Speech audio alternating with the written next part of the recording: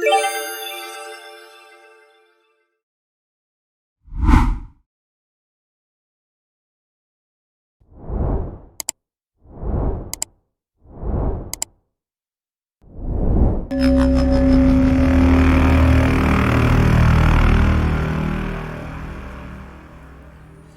the peaceful world of Ember, the Alliance of Nations prospers, free of scarcity and injustice, a utopia for all. This could all be destroyed when the Galactic Empire invades.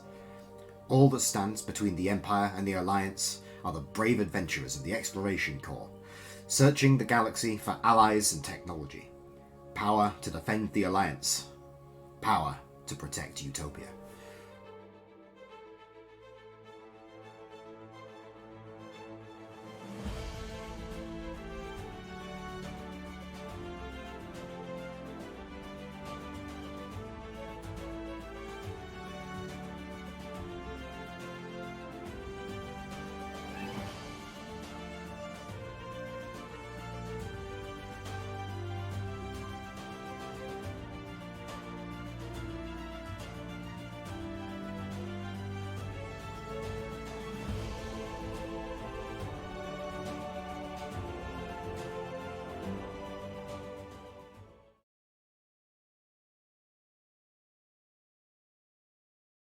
Okay, so good evening, friends and comrades. Welcome to the 5e Frontier. My name is Patrick, your wonderful and hopefully benevolent GM this evening.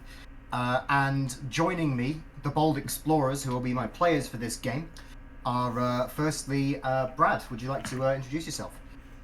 Yeah, I'm Brad. I'm playing as Garrick today. I've been playing D&D for about 9 years now, and been playing with Pat for at least 4 of those. Hopefully it all goes well today. Certainly. So very good to have you here. Next up in the roll call is Simon. Hi, I'm Simon. A lot of people know me as Pops. I've been playing D&D for about 10 years now. Still feels all very new though. Yeah, role-playing games can certainly be like that. Okay, next up we have Jord. Hi guys, Jord. Been playing role-play games for a short while compared to the rest of the guys here. Mainly because Pop got me into it in a workplace bet a while back. But I haven't been able to leave since, so excited to start this campaign with Pat. Yeah, it'll be the first time I've had one, so perfect. Certainly first long-term campaign. And finally, last but certainly not least, we have Murat. You are still muted there, Murat.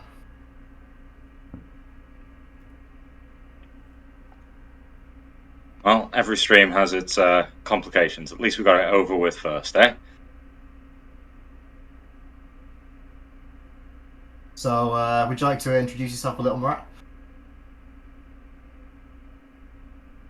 All right, looks like Murat's having some technical difficulties. He'll drop in to join us in a moment, no doubt. So today we're here to play a science fiction hack of Dungeons and Dragons. No, this is not Spelljammer. So we will be playing a set of rules and expansion that I have written, that I have been writing for the last couple of years or so, slaving away at it. The idea is that it's a full conversion for Dungeons and Dragons 5th edition that turns it into a science fiction setting that is built specifically to work with Dungeons and Dragons. So we've not taken an existing science fiction setting and tried to hammer Dungeons and Dragons into shape around it. We've taken Dungeons and Dragons and then built from the ground up, using that as our science fiction high concept, as it were, to build a setting around the system. The concept for this campaign is that our 4 brave adventurers will be part of the crew of an exploration ship sent out by the Alliance of Nations based on Ember. Their objective, their mission over 1 year is to be to gather as much technology and as many allies as possible from throughout the rim of the galaxy to help Toril in a few years' time, to help them against the inevitable invasion from the Galactic Empire, a million-planet slave state. So without further ado, I think that it's about time that we get cracking. Is everybody sitting comfortably? Yep. Can't wait. Can't wait. Brilliant. Okay, so our story begins, as all good stories do, in a bar. This bar, however, is not an ordinary bar. This bar is the main recreational area of the starship Sojourner. This is the Sojourner's maiden voyage. It's just come out of the Lendilian shipyards, and it is crewed by an unprecedented joint crew from 3 separate civilizations. Operating the ship is the Alliance Space Corps, the Exploration Corps specifically. The Captain Julia Vance has been assigned to this ship and will be piloting it and will be leading it through the great unknown of the Outer Rim. Today is a special day on the Sojourner, though. On her maiden voyage, this is the first planet that the Sojourner will be scanning. The crew is all excited, and the bar is all abuzz with talk, with rumours, with speculation about what this planet could hold. Sat around a table in a quiet corner of this bar, smooth jazz playing, are our 4 heroes. They are bunkmates, as it happens, aboard the Sojourner. And they've all just come off shift. They've been up to the bar. They've come down to sit at the table with their drinks. The other patrons who are moseying about the bar, the other crew, they might look over and see a group of friends sat at the table. Who might they see? Brad, shall we start with you? Could you describe and introduce your character, perhaps? Yes, my character is a tiefling, although he's undergone some modifications to kind of remove the horns and the more like out there tiefling aspects, although his skin still has a slight reddish tint to it. And his eyes are still like a deep, like almost amber yellow. He's got black hair with full beard and kind of slicked back hair. He'd be currently wearing his uniform aboard the Sojourner, and he'd have at least a medical satchel on him as he works as a medic aboard the ship. Brilliant. So the uniform, of course, is this kind of like deep blue jumpsuit with gold trim and a deep red cape bearing the Space Corps insignia. This cape, of course, is a standard issue cape of billowing, which is provided for free to all crew members. Okay, so we'll head over to Simon next. Could you describe your character for us? Yeah, so Rowie is a Tavali character. It's a breed, race even, that we found during previous adventures. He is very hardy and very tall. You can see from his picture kind of thing, he has face paint on constantly. It's just part of his standard kind of tribal goings. He's the crew's survivalist. He kind of basically helps explore the planets when we first find them. He's wearing the uniform, but he's also wearing more scruffy outfit on top to help him blend into the backgrounds better. Okay, thank you for that, Simon. So the Tavali people, of course, are a Neolithic technologied people found by the Alliance Space Corps a couple of years back.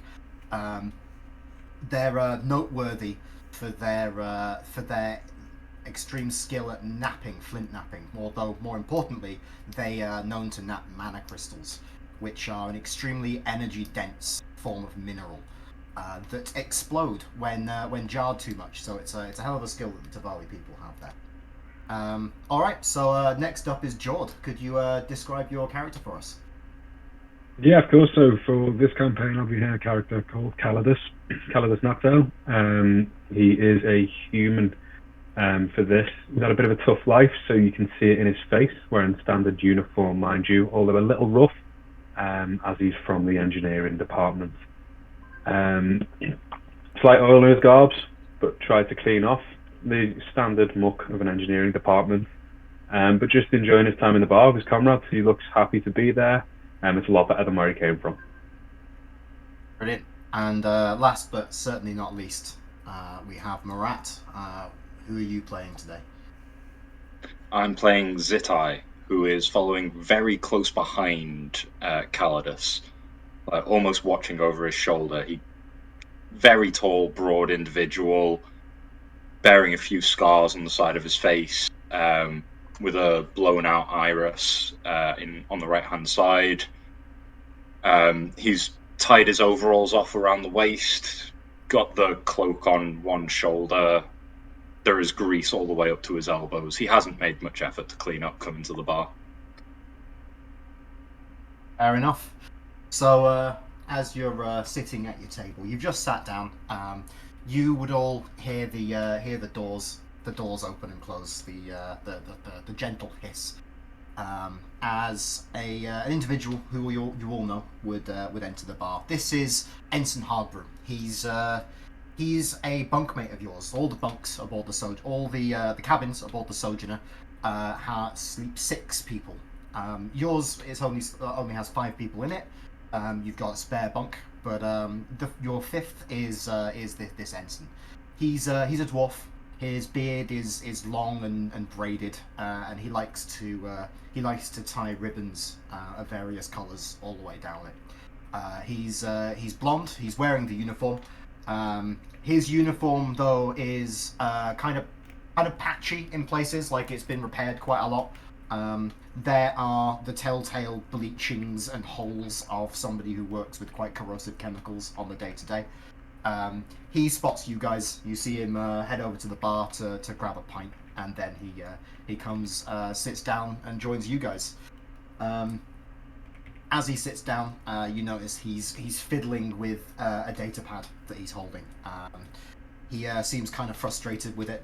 As he sits down, he kind of puts it on the table, looks at you guys, and he says, "So have you guys had a good day? Because I fucking haven't."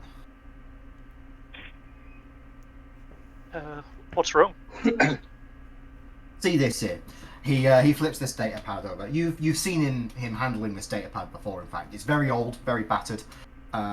Looks like it was probably manufactured like 50 years ago. Like it would probably qualify as an antique back home.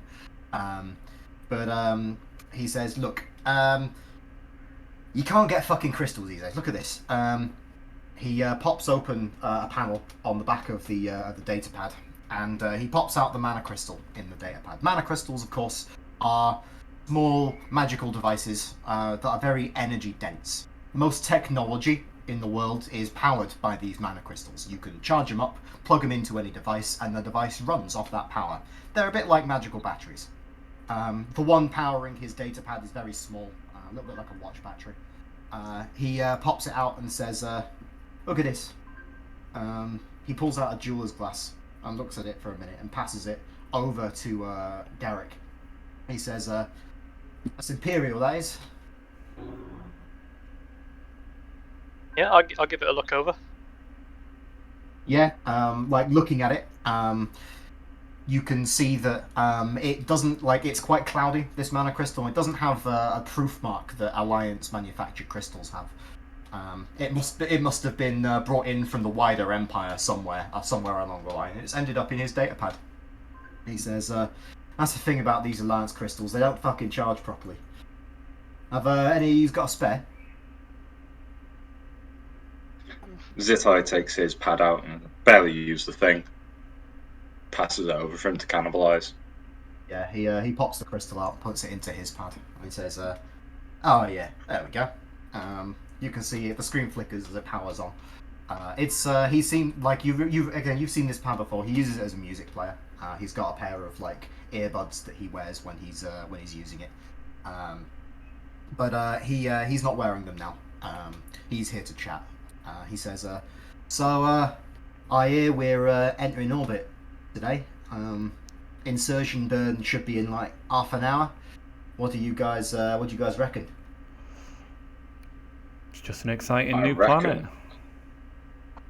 Yeah, the first alien planet I've been on, certainly. I'm just glad I'm not going to be on shift to watch the engines when we're doing the insertion burn. Yeah, it's a bit of a responsibility. That can't go wrong. Though I hear they're air braking this one. Not really my department, frankly. Still mine. Yeah, well, if the engineering ain't up to scratch, I'm sure you'll have a few old plates to replace all by the time's all said and done. All in a day's work. Yeah. So, have you lot done any digging about what this planet is? I hear the higher ups know a little bit about it already. I did a little bit of digging myself. I've heard nothing. Nothing as of yet. I'd love to hear about it though. Yeah. All right, give me a second. He kind of like he looks over your guys' shoulders. He's seen the bartender is coming over to you guys. You guys would all, of course, recognize the bartender. They're the morale officer, known affectionately by the crew as Laughing Logan. They are a golem, an artificial life form that they build on Toril, almost like a robot. But they're fully sentient, fully sapient. They're considered to be people as far as the law's concerned. But Laughing Logan has his body is not very much non-humanoid. The main body is a sphere roughly about a foot across. It has 12 fully articulated metal tentacles that come out of it, kind of like evenly spaced points around the sphere. Each of which ends in a manipulator hand with 8 fingers. He moves across the bar. He moves in kind of like this rolling motion, with 2 hands on the ground at any time, and he kind of like rolls hand over hand as he goes. He's also carrying a tray of drinks at the moment, which is quite the feat, as he's passing the tray of drinks above him hand to hand. Seems to have quite well developed coordination. They approach you guys and say, "Can I get you any more drinks? Are we all feeling high morale today?" Sure we are, Logan. Same again. Feel great, Logan. Another for me, please. Yeah, he does a little bob up and down a couple of times. You've learned to associate this gesture as the golem equivalent of a nod in this case, being as he doesn't have a head. Yeah, he bobs up and down. He goes to fetch you guys another.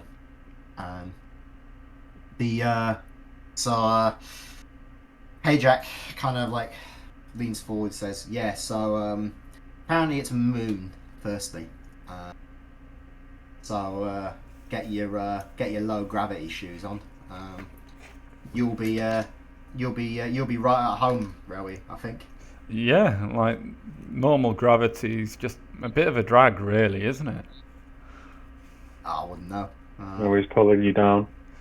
That's it. Like you can't even throw a spear like far anymore, like a normal gravity. Yeah, well, again, wouldn't know. Again, if it doesn't go into or come out of a test tube, then that's be really beyond my expertise, quite frankly. But yeah, no, it's a moon. Like surface covering, they reckon it's somewhere around 98% water.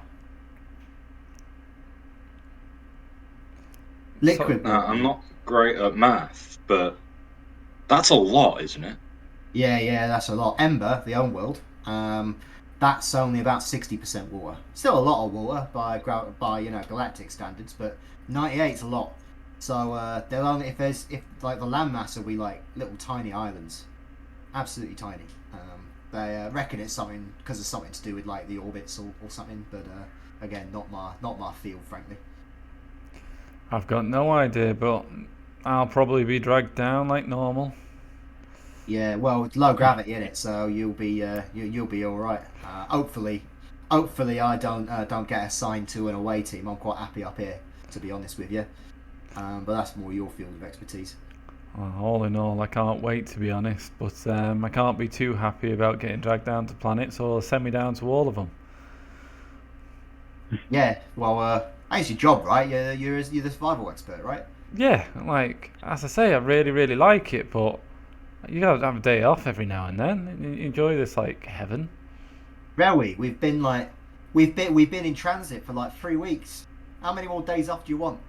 That was all preparation. Like I've got to be prepared for this job. All right, well, I'll take your word for it. I don't know what goes into your day to day here. What do you even do all day anyway? Well, you've got to whittle down like sticks to make good spears. Like without good spears and javelins, like there's no use being on the ground hunting. Fabricator. They Yeah, just don't do just it print 'em. right. Takes all sorts, I suppose. So what? You just like play with sticks all day? Well, not play. These are munitions. These are deadly weapons.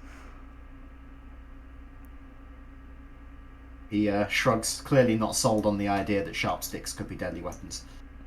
Oh, well, they won't let me nap mana crystals on board anymore. Oh yeah, I heard. Wait, I heard about that was your fault. Well, how else are you supposed to make a pointy stick even better?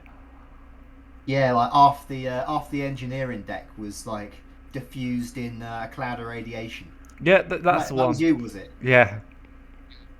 He, I was on cleanup for that. Oh, sorry, Zitai. Why? Never mind. Never mind, eh? But yeah, this is that's what I know. What else? What else? They reckon based on like the light that bounces off it or something. They reckon there might be a small trace amount of adamantine on the surface, like refined adamantine. So there's people there, or at least there was people there. Interesting. But yeah, he takes a swig of his beer. So none of you guys done any research on this then? I like to go into these sort of things blind. That way, we're not expecting anything. Yeah, that's one way of doing it. It always gives us a nice way to explore. None of these planets are ever the same, are they? So it's nice to get out and have a look firsthand.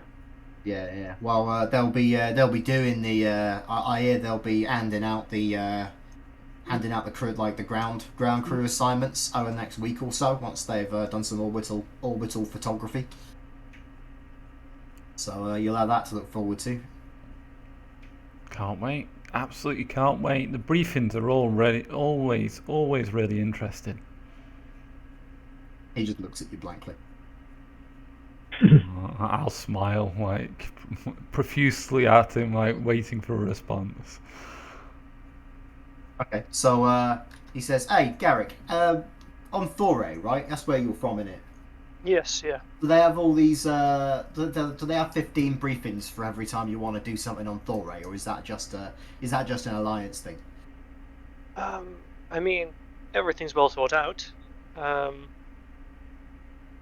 The nobles, knights, and such, at least prepare what's needed. If 15 briefings are needed, 15 briefings will be done."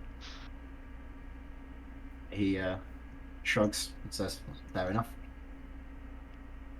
I was hoping that there'd be someone out there who's less keen on all the red tape, to be honest. I shall have to look further than our ally in Thore." We didn't get much in the way of red tape back in Estengen. Oh yeah, that's part of the Empire, isn't it? Yeah, that's why we didn't have any red tape. They don't Yeah. particularly care what happens to their slaves. They can always just buy a new one. He I guess the mood at the table goes a little somber at this mention. He says, "Well, you got out. You're in a better place now." Yeah, only got Calidus to thank for it. Yeah, the hopefully we can find something to help free some more slaves one day. Is Be the open. goal. Yeah. Well, there's no radio traffic in the system, but there's that adamantine, so there might be something left over from whoever used to live there, or whoever indeed lives there now. Can't wait to meet them. Yeah, no doubt. Hopefully, it's not a bunch of corpses. Although I'm sure the archaeological team will be have a great time with it. The archaeological team will love it. Conversations are not quite as good though. Yeah, wouldn't know. I knew a necromancer once that might have disagreed, but we don't speak to him anymore. Not imagine why. Yeah, right. Well, I've got a couple of things to sort out back in the cabin. You lot take care of yourselves, yeah? Always do. Always Very nice do. to see you again. Yeah. So he gets out after having downed his point, and he heads back to the back to the cabin. So you guys are left alone at your table for a few minutes.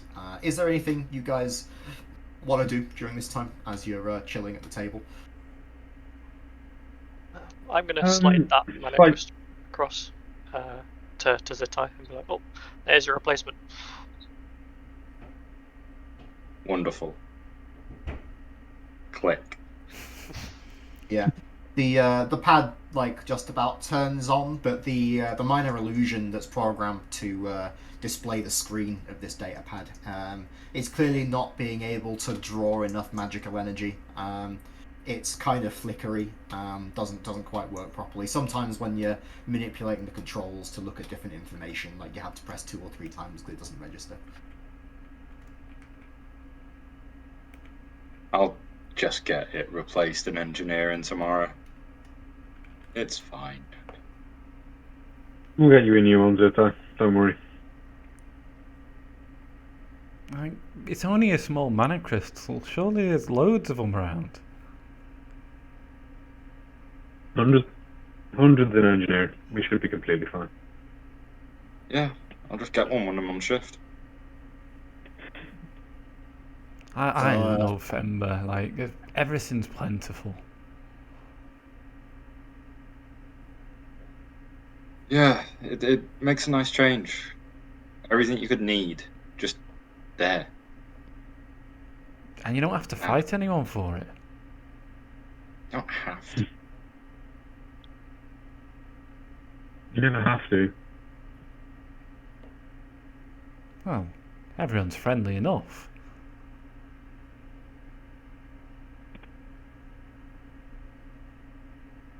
As you say that, you can see the door opens again, and a group of explorers walk in. They are all green dragonborn to the man. The one at the front, the largest of the bunch, he's wearing this big silver breastplate, very ornate. It's got all sorts of like scroll work around the edges in hammered gold.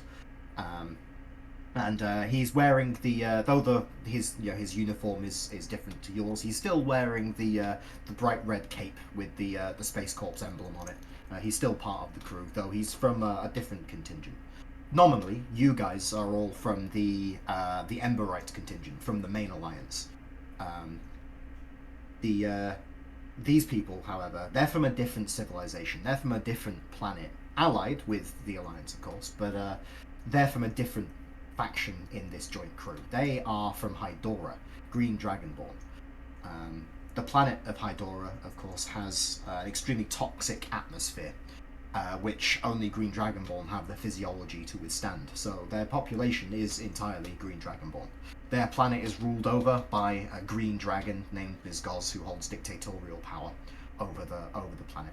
People have a reasonably good quality of life, though, and there's a reasonable level of democracy in their lower levels of government, enough to be able to be considered an ally in this time of need by Ember. But members of that contingent, they stride forwards. They head up to the bar. Notably, they're quite surly. A lot of them. and they are perhaps less friendly than your average Emberite, you know, like you guys. Of course, none of you are actually from Ember, but you are representing them. You're members of their faction. But they head over to the bar and they order their drinks. The one in the front with the silver breastplate, you'd recognise him as Dismuth the Emerald. He's the first officer of the ship and he's in charge of their contingent. You might all have interacted with him on a few occasions.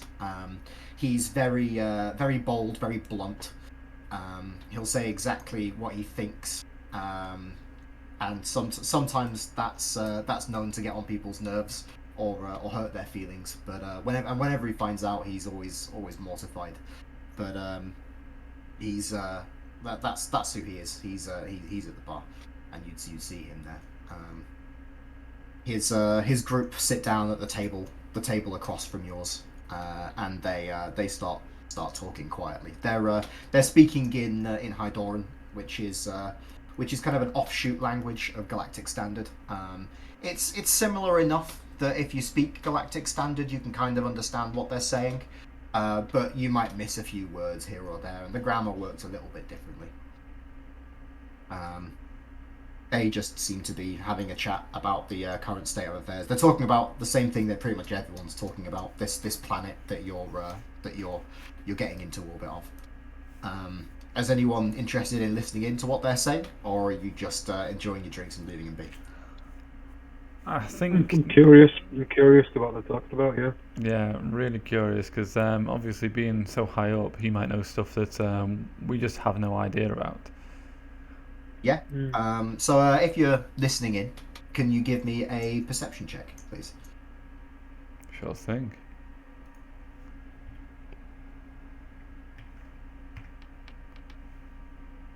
So that is a 26. 26. Rary clearly has extremely good ears.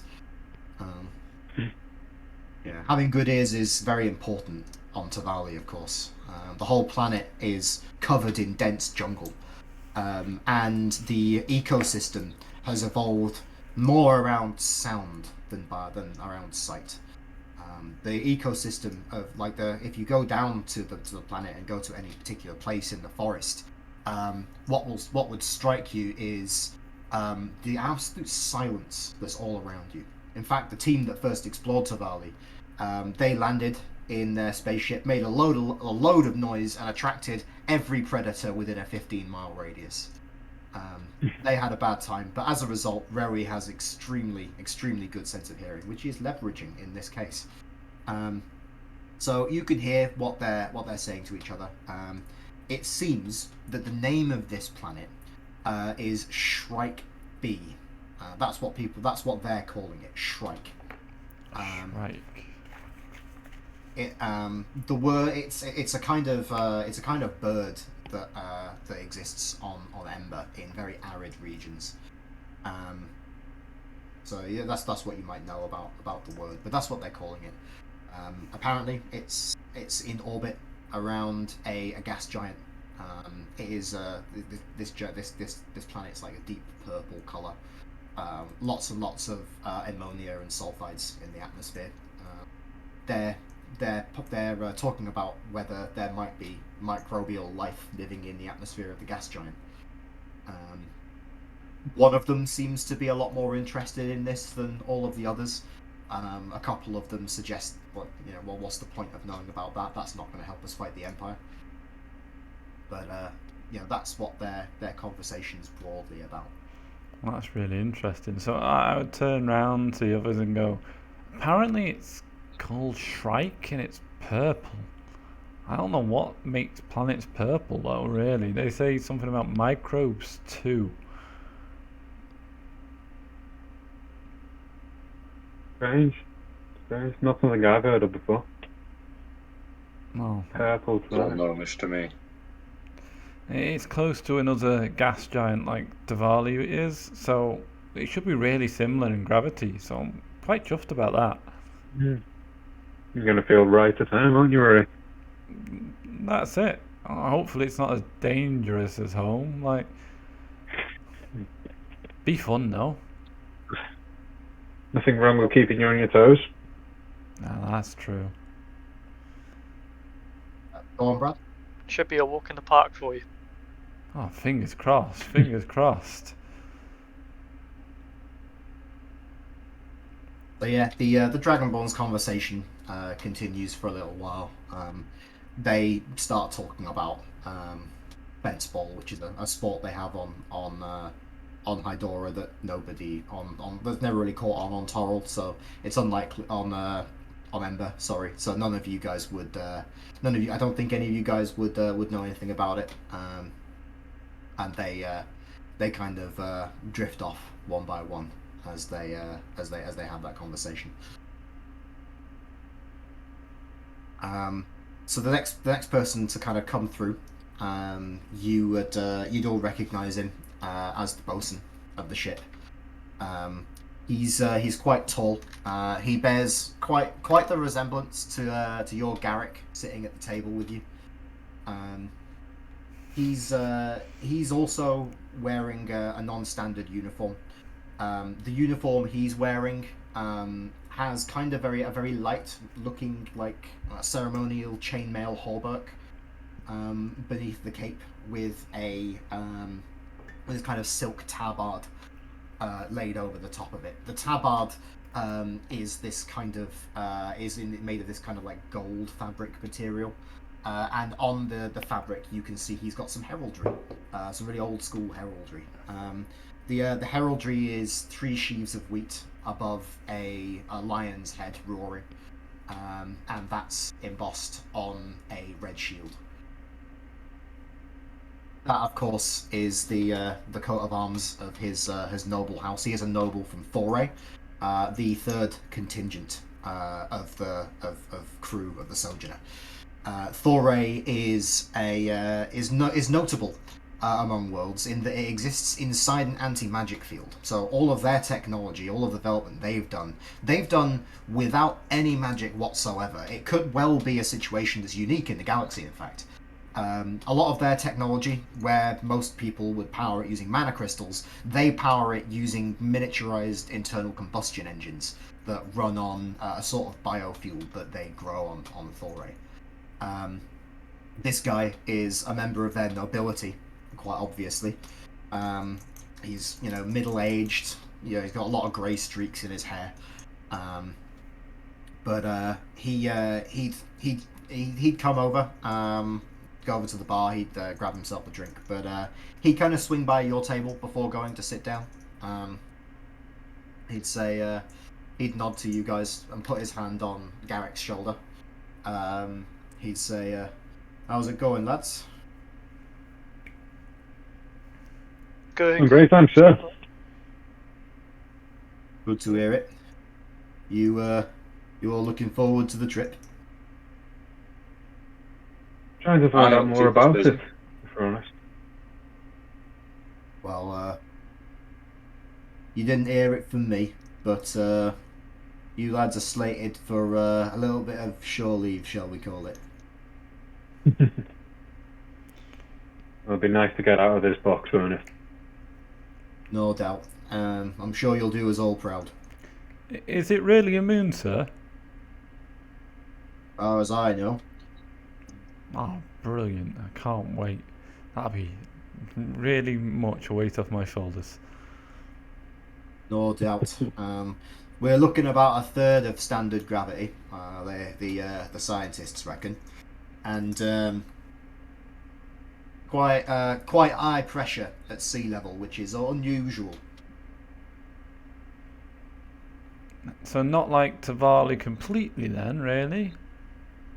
No, as far as I'm aware, your planet has quite normal like atmospheric pressure, but the atmosphere is quite dense here, so be a bit of an interesting one. Apparently, if you were to drop a feather on this planet, the gravity is low enough and the air resistance is high enough that it'd take nearly 20 seconds to hit the ground.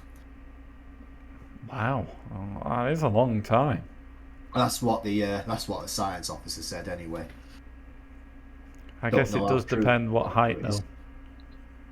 I suppose so. He didn't say. Could be from orbit, as far as for all I know. I don't know. That would be impressive. The scientists just confuse me. You and me both, lad. You and me both. Right. Well, fortunately, I'm not a scientist, so I don't need to. All I need to do is know what they recommend, and I can do my job. Right. Well, I'll leave you lads to it. He pats Garrick on the shoulder. I'm sure you'll do us proud, son. Thank you. I'll do my best. He heads over and he briefly has a chat with the Dragonborn, and then he sits at a table with some of the other Thoraean contingent. Many of the Thoraeans are also wearing similar heraldry, and they all have this kind of like ceremonial chainmail on under the tabards. This chainmail isn't functional; it's made of aluminium, and it's got an enchantment on it, which means it's quite light and it doesn't chafe. It's not going to protect them a great deal at all. Like if somebody shot a blaster at them, it'd be like a piece of tissue paper. But it's part of the traditional garb of Thoray, so that's why it's in their uniform. This was of course Lord Perrinwilt. He is Garrick's father. Garrick is also part of the Thoraean contingent, of course. So I'll turn around to Garrick and go, "Did you hear that? Like, we're all going down. Your dad's just said that, like, we're all going down on this one." Yes. I wonder if he's pulled some strings. I don't know, but I think wait. it's great. Wait, is it just us four, or is it a whole cabin? Because he's going to hate us for that. I didn't ask, but he seemed to only mention us. But if Hardry's going down with us, then he's going down with us, I guess. And I don't really want to be the one to break the news, if it is.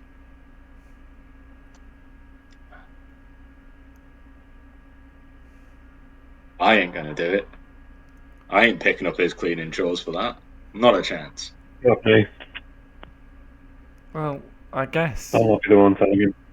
I guess I could. I'm sure he's well-meaning. Well, if you want that decision to fall on you, then by all means. Well, if no one else wants to do it, I guess I will. If I can help you out, I sure will. Well, all I can say there is good luck. Well, thank you. So, are you going to go and break the news to him? Yeah, I think I would immediately kind of pick up my bag, kind of thing, and like run over to the cabin and go tell him. Cool. So, leaving the bar, you find yourself in the like kind of the main interior of the ship. The interior of the Sojourner is it's quite luxuriously appointed. The floors have this kind of this very soft beige carpet all across them, and the walls generally are made of like this sleek hull plating sort of material with handrails along the edges of it. The whole place is lit with these kind of square ceiling lights that cast like this warm glow throughout the whole ship. Though at nighttime, or at least shipboard nighttime, that glow is replaced by that warm shade of white is replaced by this cool blue color, which helps everybody get some better sleep. You guys are cabined on the 7th deck, near the bottom of the ship. That's where most of the crew quarters are. All 10, like the bottom 3 float-like decks of the ship are all dedicated to crew. It would take you a couple of minutes to get down there, either using the elevator system built into the ship or by using the stairs.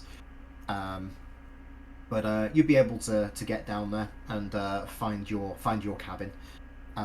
Opening it up, you can see Ajax in there. he's tinkering around with some data crystals, like slotting them in and out of his data pad. He's got his earbuds in, so he doesn't seem to hear you come in. Looking around the cabin, his bunk is quite messy. It's got several changes of uniforms that are, for some reason, just kind of draped over his bed, or on the floor underneath his bunk. It's trivial to clean them. Like, all you need to do is put them in this little hole in the wall and press the digitation. It gets automatically cast on it to clean up all the clothing. Inexplicably, though, he only ever gets around to doing this about 30 seconds before his shift. But yeah, he's sitting there in his mess. What's Rowi's bunk like? So Rowi's bunk is quite clutter-free. He doesn't really have much in the way of personal possessions because there wasn't much luxuries on the ship, on his home planet at least. So Rowi would tend to kind of just keep everything nice and ordered. I guess he would spend most of the time kind of in the cafeteria because like food was so scarce, kind of thing, because you had to fight for it. He very much enjoys that, so that's where he would spend most of his time, rather than on his bunk. Yeah. So if any of Hayjack's mess was to get on Rowi's bunk, would that annoy him, or would he just not be that bothered by it? He would be annoyed, but not kind of in an aggressive way. It'd be like, right, okay, well, I've just got to tidy that up as well. He's very non-confrontational, Rowie, as obviously they don't really fight in the Tavali with each other. There's always an amicable solution to be made. Of course, because Tavali is so it's so hostile. The wildlife is so hostile that people, like different tribes of people, they just don't really fight each other.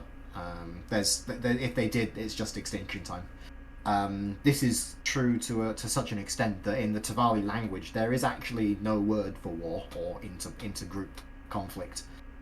Of course, there's fighting because the wildlife will try to kill you, but they're generally a very peaceful people when it comes to other people.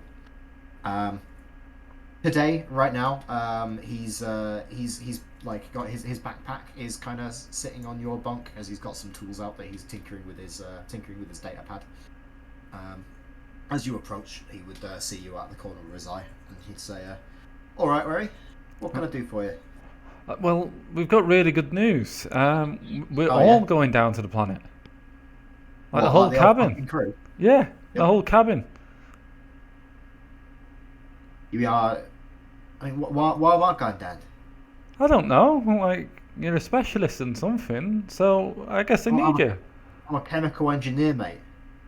What? Who told you this? Where'd you get this? Where'd you get this scoop from? It was Garrick's dad. Oh, fucking hell. Lord Wilt. Right, okay. Well, he's the bosun. He'd probably know, wouldn't he? Exactly. I can't wait. Like, so I'll take off the backpack from my bed, purposefully, and put it on his bed and go, "You best get packed." Yeah, he'd glance at the backpack and glance at you and said, "Well, we've got like a week, right, before assignments are announced. The scientists will want to do a lot of orbital stuff first, won't they?" Yeah, but like, we're gonna have to prepare. Like, you've only got a week. Like, you're gonna have no time to prepare if it's only a week. Yeah, you can see his eyes are kind of a little bit panicked, and he says, "All right, what should I do? You're the environment expert. Well, how do I prepare?" Well, apparently it's islands, so I'd bring some like swimming stuff, like a wetsuit, maybe some like snorkeling gear, like things like that. Fucking hell! You can never get them to sit right on the beard. Well, you could shave. He looks at you as if you've just like lifted up the family pet and executed it in front of him. Okay, or don't shave. I don't know. Like, it's gonna be wet. It's gonna be really high pressure. But telling shore me- leave. You're telling me I've got a week to prepare to go down on an alien planet I've never fucking heard of before. I know, it's amazing. He says, right, but yeah, seriously though, what can I do to prepare for this? Like, I can go out of stores and get whatever gear I need, but like, Well, I assume I'll just be given what I need. But what can I do personally? Well, personally, make sure like you've got the most up to date like software and everything, because you can't get like downloads when you're on a planet. Like you can't get new mana crystals. Make sure you've got your survival gear. Make sure you've got your first aid kits, because anything could happen. You need your disguises. You need changes of Disguises? clothes. Well, yeah. What are we going to need disguises for?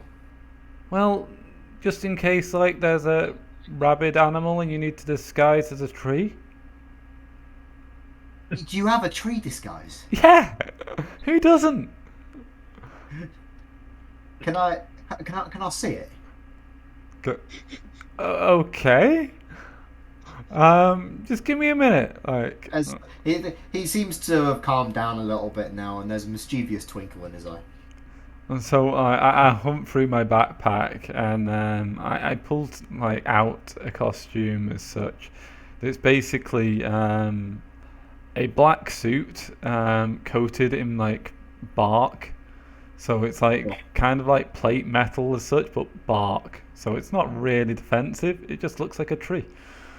Okay, and he says, I don't really know how to make sense of that unless you put it on. Well, okay. Sure. Give me a minute. So like I go to like the changing room as such. I spend some time getting it on. It's not a quick thing. Like it's a complicated costume. It's got a headpiece, obviously, with some leaves and branches that fold out. And yeah, and then I'll come back out into the common room. Yeah. So he says, "Fucking hell, that's extensive." He kind of like reaches out and like touches some of the leaves on your headdress. Oh, it's all real. Like I have to change it quite often because you don't want brown leaves when they should be green. Yeah. He takes a step back and like he takes a couple of pictures with his data pad. I'll go. Are you like taking pictures so you can design one yourself? I've got the schematics. You got a schematic, have you? That'd be very helpful. I'll go find the the data crystal now. So I'll look in the drawers next to me bunk and like look through quite a few and find the right one and like hand it over and go. Just make a copy of this one. Yeah, all right. He slots it into his data pad and opens it up. So is this like is this a printing file that you could put into a fabricator and it would print out the costume, or is this just a set of instructions for crafting it by hand? It's a set of instructions to craft it by hand. Okay, he would look through it and he'd nod and he'd say, I feel like it's a mistake to ask, but you haven't got anything I can just print, do you?" No. Printing just isn't the same as making. Yeah. Do you reckon you could make one for me? Because I don't think I'd do as good a job of it as you. I could, but it'll take longer than a week. How long does it take? Well, I've got things to do. I've got to prepare, and you're not exactly the same dimensions as me. He frowns and says, "What are you trying to say?" Well, you're not as tall as me. Rowie, of course, grew up on a low gravity planet. So he's what, like 7-8 feet tall? Yeah, it's about 7-8 feet. So, but quite thin. So probably has about the same weight as a normal person. It's just more vertical than horizontal. Hey Jack, of course, is a dwarf, so the opposite is true for him. He's quite short but very very broad. He says, "Nah, I'm only messing with you, mate. Look, I'll probably be all right without the tree suit. Phew. I was thinking, like maybe a tree stump, but just like not long. He says, "You calling me Stumpy?" Um. No. You having a laugh, mate? No. Yeah. Not on Like, purpose. he kind of looks up at you.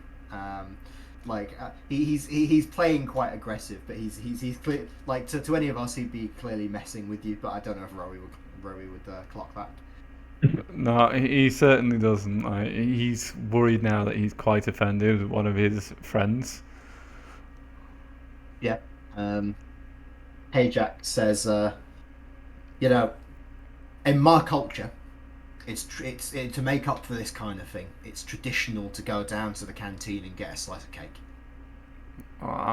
Okay, I'll go do that for you. Sorry. And a brew as well. And a brew. Right. Certainly. I'll go get changed. And he says, "No, it's got to be immediate." I can't go round in my disguises. I've been told off before. All right, I'll let it off then. Thank you. Yeah, I'll go get the cake and the brew after I've got changed. Nah, don't worry about it. I'm only pulling your leg. But I'm hungry now. Well, if you want to go for your stick, go in anyway. Why not? Brilliant. So back at the bar, what are the three of you doing? Are you have you got anything specific you wanna cover while you're there? Aladus is just sort of sitting there internally thinking. He's apprehensive about going down to the planet, worried that he's brought Zitai from one mess into another if things go tits up down there. But he's quietly having a think at the table whilst the others discuss amongst themselves. Sure. What's Garrick thinking as they're sitting there drinking? I'm quite happy to go down there at the moment. I think I have an opportunity here, to prove myself, prove that I'm ready to at least take my exams and become a proper noble, if this goes all well. Sure. So on Thoray, of course, they have the nobility on Thoray is not hereditary. You have to pass an extremely difficult exam that covers management skills, ethics, industrial knowledge, all that sort of thing. And if you can pass that exam, which has a 90% failure rate, then you can start on the ladder to nobility, the ladder to rulership. Thoray in this way is kind of a technocracy, where the power is held by those who have certain qualifications, which are hard fought for and hard won. So yeah, what about Zitai? He's wondering what the hell he's going to do on planet. He's a mechanic. He's not meant to be on expeditions looking at new planets. He's just confused more than anything. So he's drinking. Yeah. Yeah, I mean, when you're down there, there's somebody's got to take care of the shuttle, because of course the Sojourner itself it's a large starship. It's about 500 meters prow to stern, so it's quite large, and even on the reduced gravity of Shrike, as it seems to be called, it would kind of like crush itself under its own weight if it were to land. So instead, you have shuttles which ferry you from the Sojourner to any planet that you're on. These shuttles are all-terrain exploration vehicles. They've got enough kick in the engines and enough power to be able to go from the surface of pretty much any planet into orbit and back again. But also they have wings, they have wheels, and they're fully airtight. and have extendable propellers on the back so that they can both function as boats or submarines as the need arises. So presumably, if you were to go down to the planet, it'd be your job to take care of it. Yeah, but Ember build well. They do. Emberian technology is known for its high degree of reliability. But that's in part due to the fact that they've got some damn good engineers.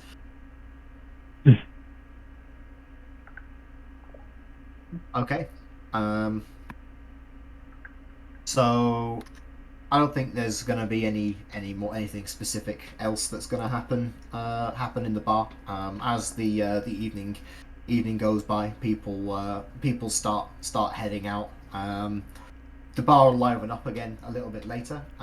There's going to be a table tennis tournament set up later, which there will be lots of gambling around. Money is not what's being gambled here, however. Ember has a fully post-scarcity society, so they just don't have the same relationship with money as we do here on 21st Century Earth. Most likely, the gambling here will take the form of drinking games. So, would any of you be attending that, or would you just be heading back to the cabin, or doing something else with your evenings? Zita is going to look to Calidus and then at the sign-up roster. I'd be encouraging Zita to be my man in the game for these competitions and gambles. I'd be looking at Zita and saying, right, well, you know the score. We won last time, and this time's not going to be any different. You're the man in the game, Zita. Zitai goes and signs up. Yeah, sure. It's the bartender, Laughing Logan. He's setting up the competition as he always does. They're getting the sign up sheet is much as you've always seen it over the last few weeks. The competition is getting larger and larger over time as more and more people are getting into it. In fact, there's quite a bit of competition between the three main contingents aboard the ship. Last time you played, you were in the finals of the competition. You were almost lost to a member of the Hydoran contingent, one of the Dragonborn. You had a hell of a serve. They're quite large, the Dragonborn, and many of them are quite strong. So he had a hell of a serve, but you're able to get it back to him reasonably effectively, and effectively enough to win the match, certainly.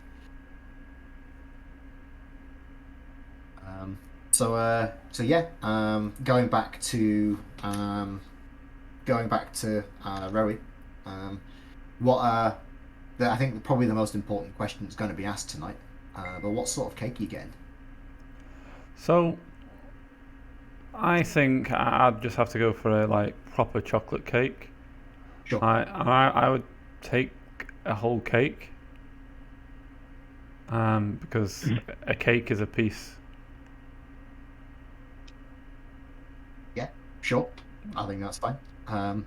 So, as you grab the cake, there's a chime on the ship's intercom system. Those of you in the bar would also hear this. You've heard this chime a few times.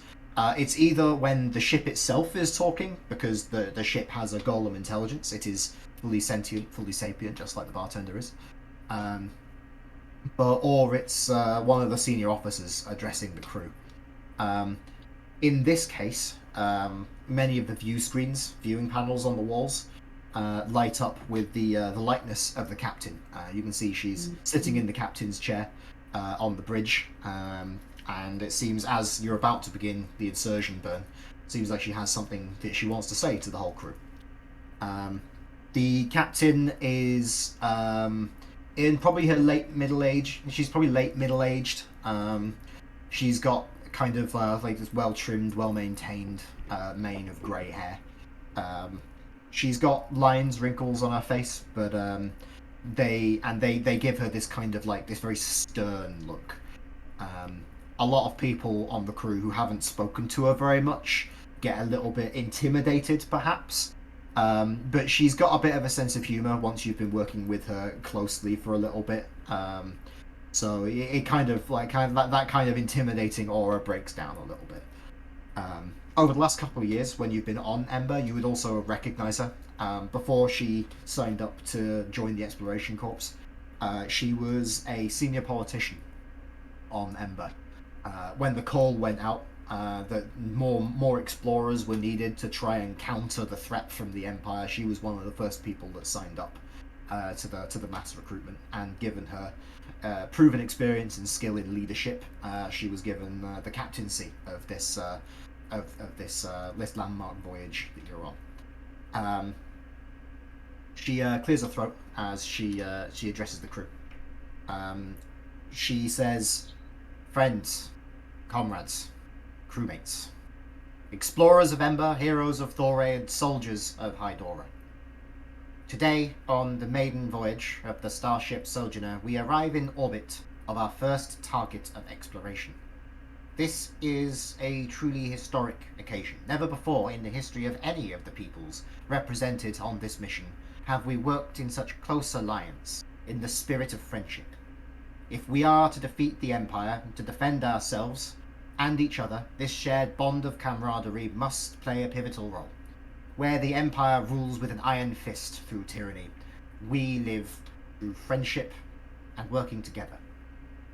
This world that we are set to explore, which has been designated Shrike 4A, has never been visited by any of our peoples.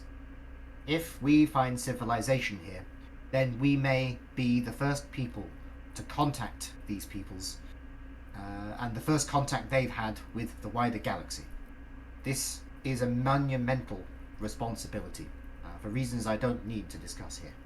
But we have that responsibility, the responsibility of building friendship, building an alliance, and that responsibility falls to us.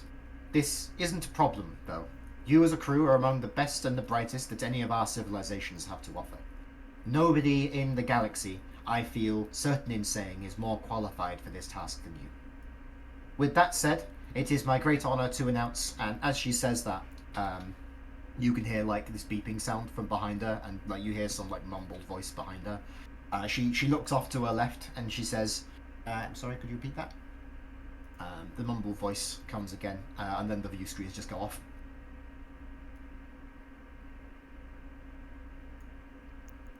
That's fucking ominous, guys. Should we be worried? The rest of the bar kind of like Yeah. There's kind of like worried mutterings in the rest of the ship's bar. Would you guys have anything you want to do specifically? Yeah, I'm gonna lay a hand on Calidus' shoulder and then just start guiding him out of the bar towards the cabin, like gesturing for Garrett to follow. Yeah. Head straight back to the cabin and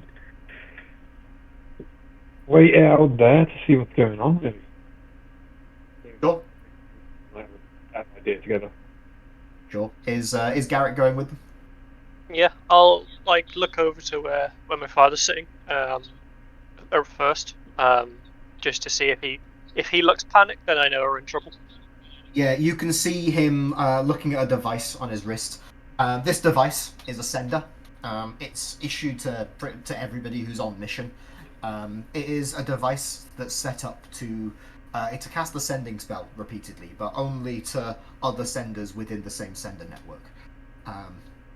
He's reading a message that's just popped up on it, and then he's tapping away, typing another message. He looks concerned, and as he's typing it, he gets up and just starts power walking towards the door. As he goes to leave, he turns towards the bridge. Okay. Yep, I'm gonna speed walk to catch up to Calidus and Zitai, and just say, we better hurry. Seems like something is definitely wrong. I think we'll make our way back towards the cabin, but keeping an eye out for Rary on the way. Obviously, we don't want one of our friends being somewhere else on the ship while this is going down. Sure. So, back over to Rowie. You've at this point, when the captain popped up to make her speech, would you like at this point you'd be kind of like taking the entire chocolate cake out of one of the food dispensers?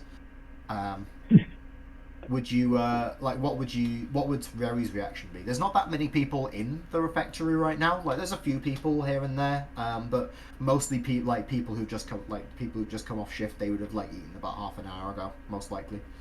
I think I wouldn't be worried because like there isn't kind of anxiousness around me as such. Everyone's kind of still eating, so I think I'd just dawdle back to me like cabin. Now I've got the cake. Yeah. Like, So like if there's something to worry about, they'd tell us. yeah. So as it happens, you are on the you like the refectory is quite close to the bar. So you do just happen to run into each other on the way back. It's a big ship, but it's not like it's not massive. Like you're gonna run into people on it. As Cabin, you quick time. Okay, how come? Are we going down already? I thought we had a week. We're meant to. Senior does officers seem a don't bit of cut a off transmissions miss. like that. Oh. Okay. Well, let's go get like everyone. Let's sort it out properly. That's for the senior crew to do. We need to look after us. Get to the cabin now. Rowie, now. Hand on shoulder. Starting to lead. I'll like follow along and like won't resist you in the slightest, but yeah, I'm still carrying the cake. boss. So yeah, you head Brilliant. back to the cabin. Are you taking the elevator or taking the stairs? We're taking the stairs.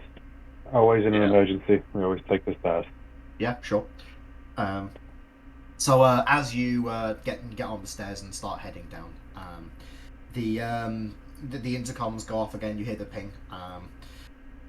It's the captain again. She doesn't appear this time, but you hear her voice. She says, "This is the captain speaking. Everybody to battle stations." The captain speaking. I repeat, everybody to battle stations. I go, see, I told you if there's something wrong, she'd let us know. Well, it just so happens that we're already on our way before she gave the announcement. As just before you finish that sentence, the captain that captain's voice shouts out again. She says, "Brace!" I brace. Yeah. Yeah, I'm gonna I push definitely brace. Calidus to the floor and brace. Sure. Yeah. Yeah. So since Zitai, since you're deliberately trying to protect Calidus here, if you want, you can have disadvantage on the dexterity save I'm about to make you do, in exchange for Calidus getting advantage on it. Yeah, I'll take that. Alright. Can everybody give me dexterity saves, please? Thank you.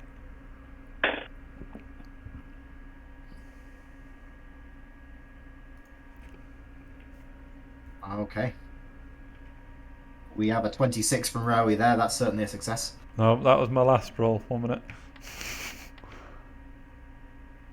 We That's have a a 25 from Rowie there. I like this dice roller. Brilliant. I got That's 19. a 19 from Garrick. And have advantage on this. You will have advantage, yes. So you'll roll twice and pick the highest. Okay, so that'll be 21 by my count. Yep, 21. Brilliant.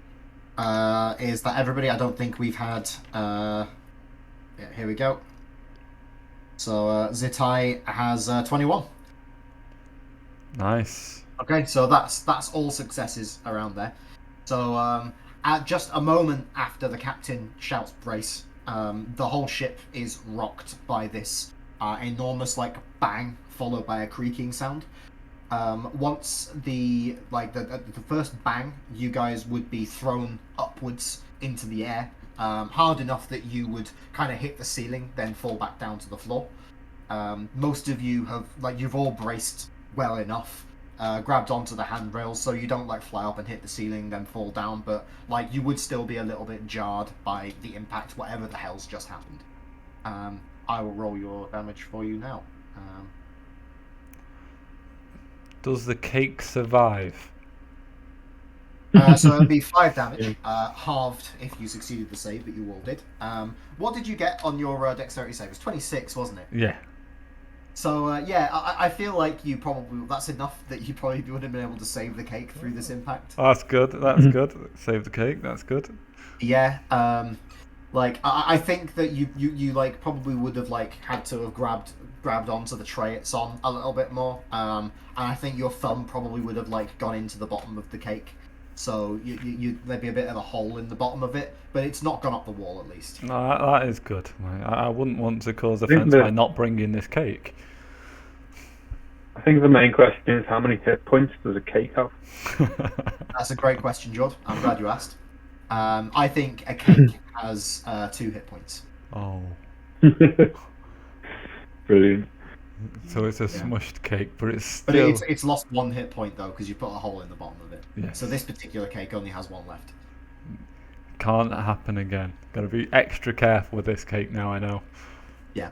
But as you all pick yourselves up from this impact, the lights above you, they kind of flicker for a moment, and they continue flickering a little bit. So you at this point, it's still not super clear what's going on.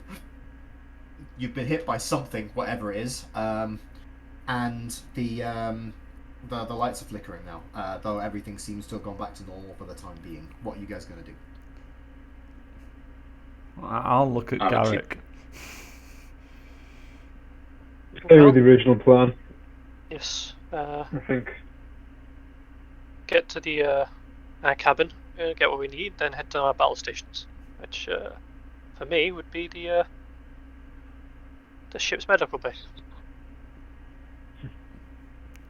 Okay, that sounds like a plan. Sure. So as you head down, obviously you've got 4 floors to cover. So you're basically just heading down these stairs as quickly as possible, I assume. Yeah. So as you're heading down, there's a lot of other crew all scrambling to get to battle stations right now. Some of them are going up the stairs, some of them are going down the stairs. It seems that the designer of this ship didn't really it seems that they didn't really account for this sort of short notice battle stations sort of thing. Normally in warfare in space, both sides can see each other days before the engagement actually happens. Just because it's very, very difficult to stay hidden in space. If you've got an extensive telescope array, you can pick out a spaceship just by its heat signature. And because, of course, space is so vast and empty, there's not really anything to hide behind. So stealth in space is almost impossible. So this sort of emergency battle stations sort of thing it wasn't really on anybody's radar. Not helped, of course, by the fact that Ember hasn't really fought a full conflict in about 300 years, so almost nobody alive has any actual military combat experience.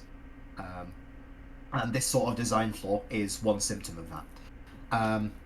But the situation as it stands is there's lots of people on these stairways that are going in both directions. How will you guys be negotiating that to try and get down to your cabin as quickly as possible? Can I see if I can get people to stick to one side? So if they're going up, they're on one side, and going down, they're on the other. I'll try and yell above the crowd, trying to get this kind of organised. Okay, cool. Give me a persuasion check. Okay.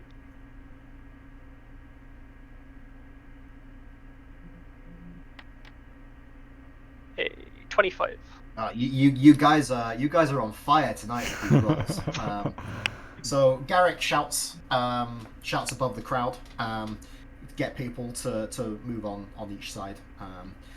You don't have a particularly high rank. I believe you're an ensign. Yep. You don't have a high rank, but your voice sounds confident and authoritative, and it cuts. You're shouting loud enough that it cuts through the din, and people just kind of do it because it just seems like a good idea, and you sound like you're in authority. So people like they move on to the left and right, and the flow is still slower than probably is ideal, but it's significantly improved, and you're able to move quite a bit quicker now. Does anyone else have any ideas to speed up this transit? I think following the rules that the Garrett's laid out, I'm happy to follow them, and hopefully that sorts out enough. Brilliant.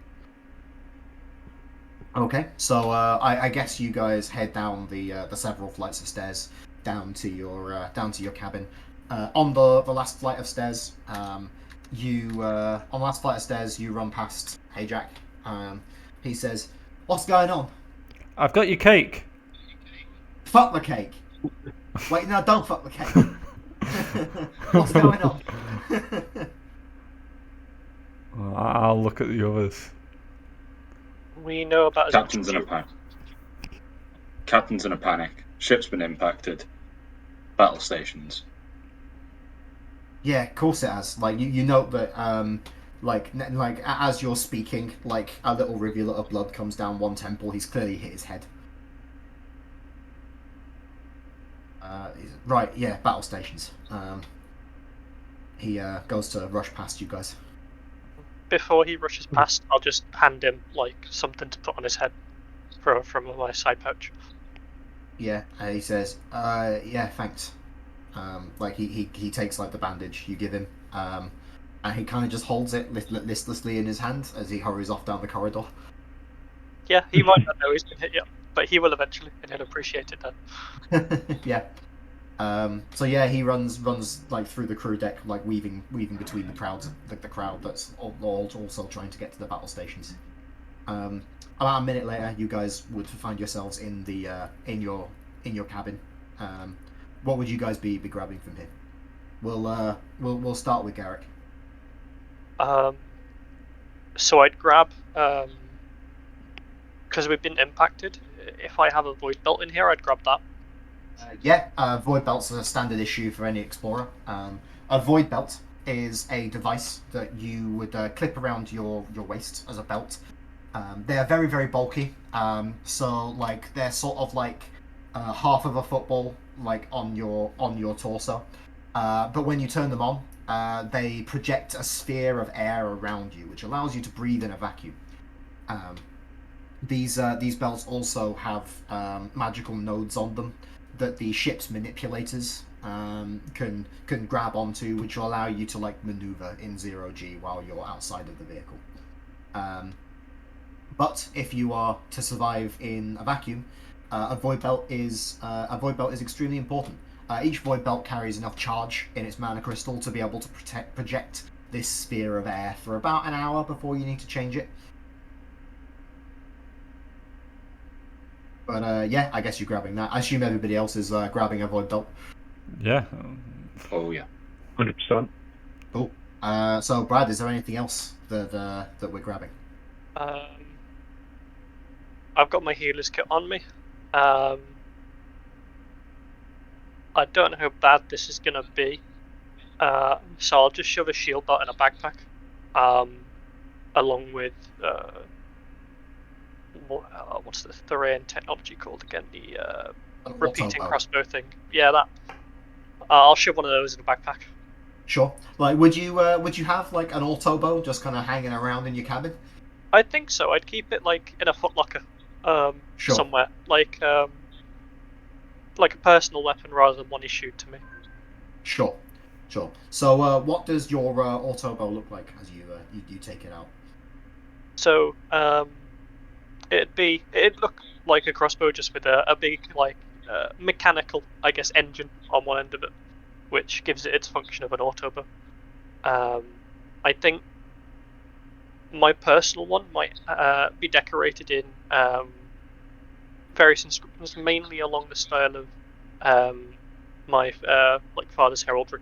It was probably like a gift from a member of my family. So like golds and reds. Sure. Yeah. Yeah, so I guess there's like a brass plate on the stock with like your heraldry, and it's all engraved and stuff. Nice. Yeah.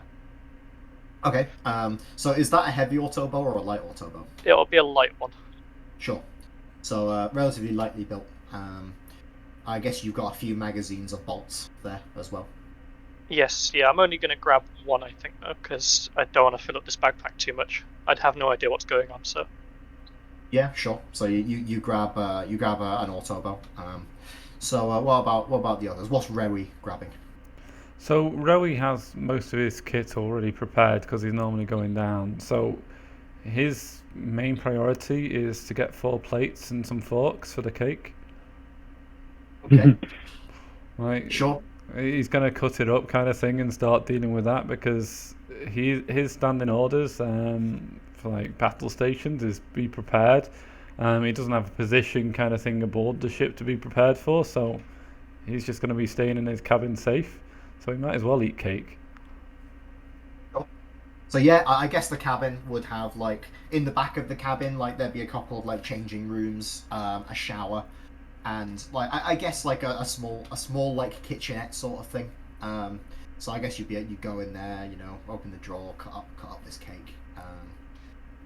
Just generally being quite chill, I guess, as the lights are flickering above you. And that's it. Like Rewi is so new to this situation that he doesn't know enough about the situation to be scared of it. Sure. So yeah, he's just like, okay, there's something going wrong. I'm sure it'll be sorted. Okay. George, what about cowardice? So Calidus runs in to the cabin, straight to his footlocker. First thing he's grabbing, and pretty much the only thing he's grabbing, is a blaster rifle. It's crudely designed, homemade blaster rifle, pretty much standard issue, just built himself with property of Calidus crudely scrawled onto the side of it, engraved. That's all he thinks he needs. He just wants to make sure he can look after himself and the team. Okay, so yeah, I guess you guys are just like weirdly heavily armed in your day to day. Yeah, that one's from before he joined the alliance. He's kept it with him the whole time. It's Sure. just made from bits and bobs he's found along the way. Okay, so this is so how come he built that? Was this like back in the Empire days? Yeah, so as a slave in the shipyards, he'd take spare parts from the ships, anything he could find really, just to try and keep him and Zirtai safe, in case one day he had to use it. Luckily, he hasn't yet, thanks to the Alliance freeing him. But he's got it just in case, and looks like that day might have came. Okay. What about Zitai? What's Zitai grabbing? The bag with everything he owns in it, which is his toolkit and a change of clothes. He's just slinging that over his shoulder and then picking up what looks like an old charred bit of hull plating with handles on the back of it. All right. One time he was blown off the side of the hull of a ship when he was making repairs, and when he was rescued, he had that piece fashioned into a shield. Sure. So I guess that's an heirloom from that time then. Yeah, and he makes sure he puts it on his shield belt and his mag boots, because he's expecting to have to do more spacewalks today. Sure. Mag boots is also a very common piece of equipment. If the gravity goes out on the ship, mag boots will keep you magnetically attached to the floor, so you'll be able to, you know, move at your full walking speed rather than having to like climb around in 0G. Would everybody else be grabbing them as well? Yeah, I'm guessing they'll be part of standard equipment. Yeah. Okay. So as you're grabbing all of this stuff and like getting it together, there's another like deafening bang as the ship receives another impact. The lights go for a moment. The lights go out in the cabin. Like, you're not thrown around this time. Presumably the ship will just hit further away from you guys this time.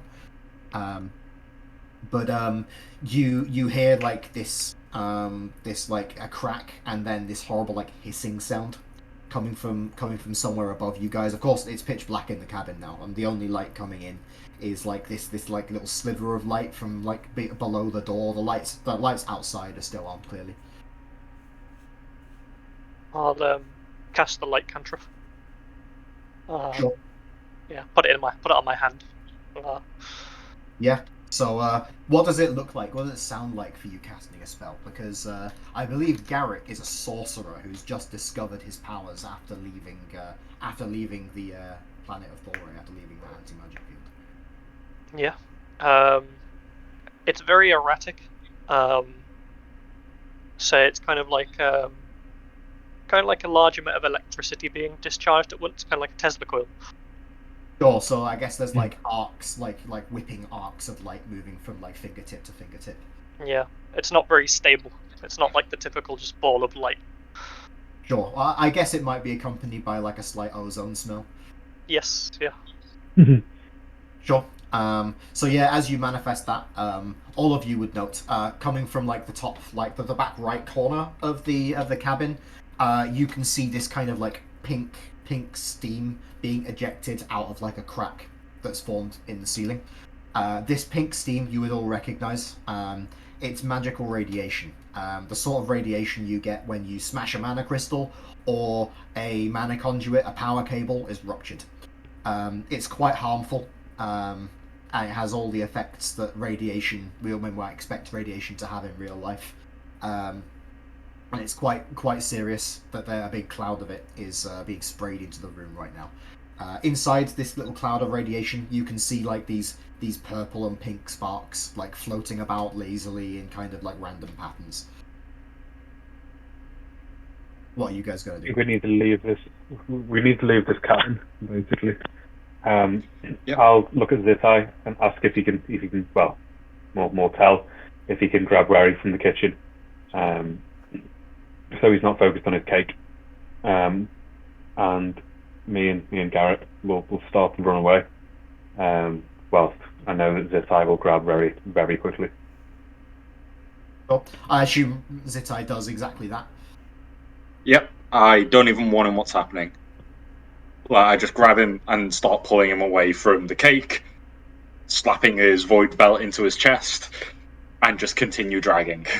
How far along would Rowie have got with his cake? I think he'd have been able to put like at least one slice on a plate with fork in hand. Again, very very important question here, Simon. Quarters or eighths, or maybe sixths? So I think he'd have gone for quarters because he doesn't like Quarters. waste. Like, All right. So yeah, big chunk of cake. You just nicely plated it up. Are you like getting like chocolate sauce for like a drizzle around the edges so the presentation's all nice? no, because I don't think that'd be in the counter. Like you'd have to go down again to the canteen, and I think this isn't the correct time for that. Sure. So yeah, as you're just like gently placing this cake on the plate, Zitai bursts into the room, like the billowing clouds of like magical radiation around him. The lights would go out in the kitchen about this time as well. Okay, I'd look at you and go, "What's up?" At that point, he'd grab you and give you the void belt. Right. Okay. I'd like grab the void belt, take the cake, and plate a cake, and like come with. Sure. You're down to a quarter of the cake now. Yes. I think this is probably not the quarter that you put your thumb into, so I think this particular piece of cake has 2 hit points. Okay. Phew. Okay. Well, Yeah. This cake will be the main NPC of this campaign. I'm calling it. So yeah, you guys head out of the cabin with great haste, I presume. Yes. Yep. Sure. Zitai went through the cloud of magical radiation twice. So off the back of that, can you give me a Constitution saving throw? I certainly can.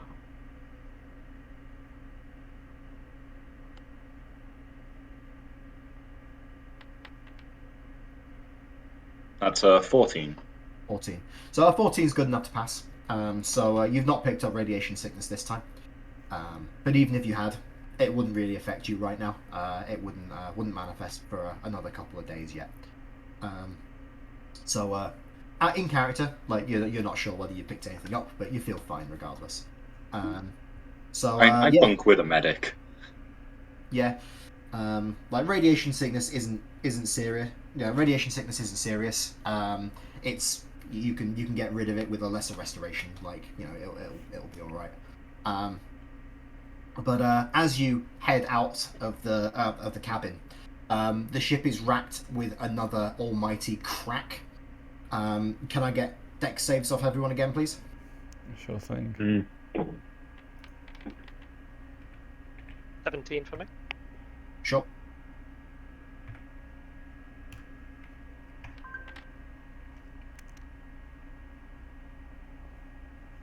$11 plus 9, eh? Ah. 23.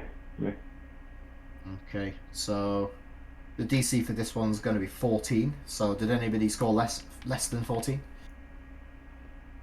Yes. Got a 12. Okay. So as you bashed about the corridor, I guess you weren't able to grab onto a railing in time, and of course there was no warning this time either. The captain didn't shout to the crew for whatever reason. But you're thrown about a little. You get banged up again, and then immediately you can hear this shrieking rend followed by this horrible howling whistling sound as just to your right, maybe 30 feet down the corridor, you can see an enormous crack forming in the floor and then the wall and then the ceiling as it seems like the front part of the ship is separating from the back part of the ship, with you guys on one side. The whistling sound seems to be the air being vented out of the corridor. We'll cover what you guys are going to do about this development in a moment, but since we're about halfway through the session, I think it's about time we had our intermission. So everybody stay tuned to see what our characters are going to do about this and whether everybody gets vented into space on session 1. I'm sure we'd survive. All right, so we'll be back on at about 1:15. So everybody stay tuned. Go grab yourself a drink. Go grab yourself a biscuit, and be back with us then. All right, that's all for now.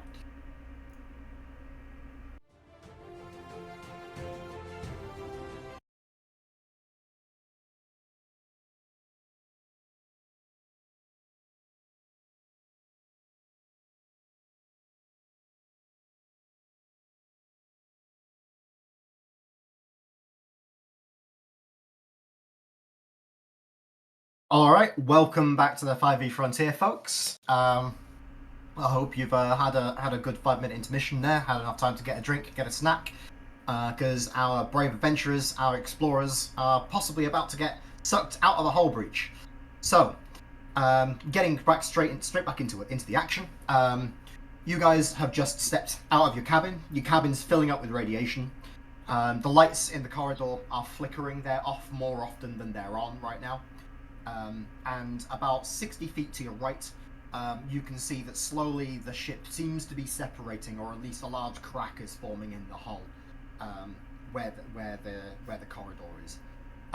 You would be aware, though, that this corridor is quite internal to the ship. You're not really near the edges of the ship, so if there's a hull breach here, then that means there must be some pretty catastrophic damage that's happened.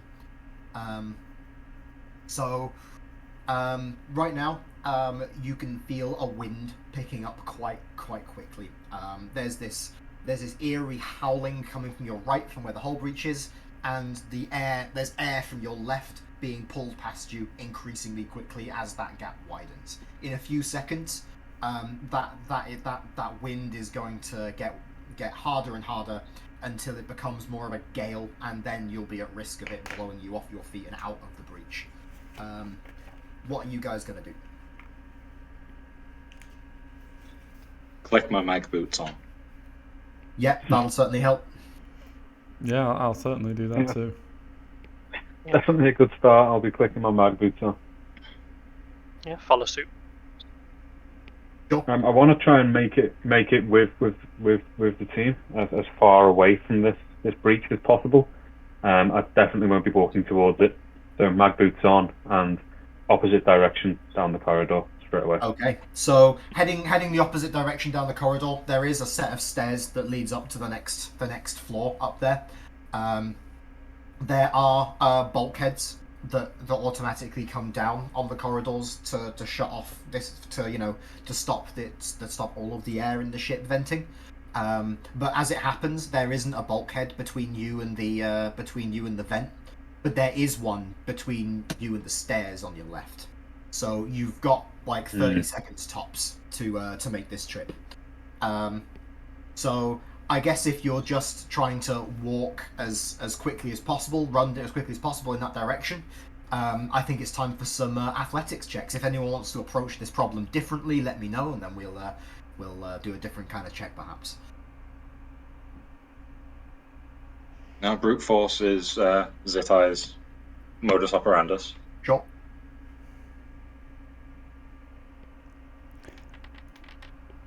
Pat, would I be able to use my cunning action dash here to move quicker without having to make this check? Yeah, I think so. So using the cunning action, like you just like have slightly faster reactions to this than everyone else. Like you just start moving slightly quicker. It's not going to just exceed, but I think you can have advantage on the athletics check. Okay. For the use of the ability.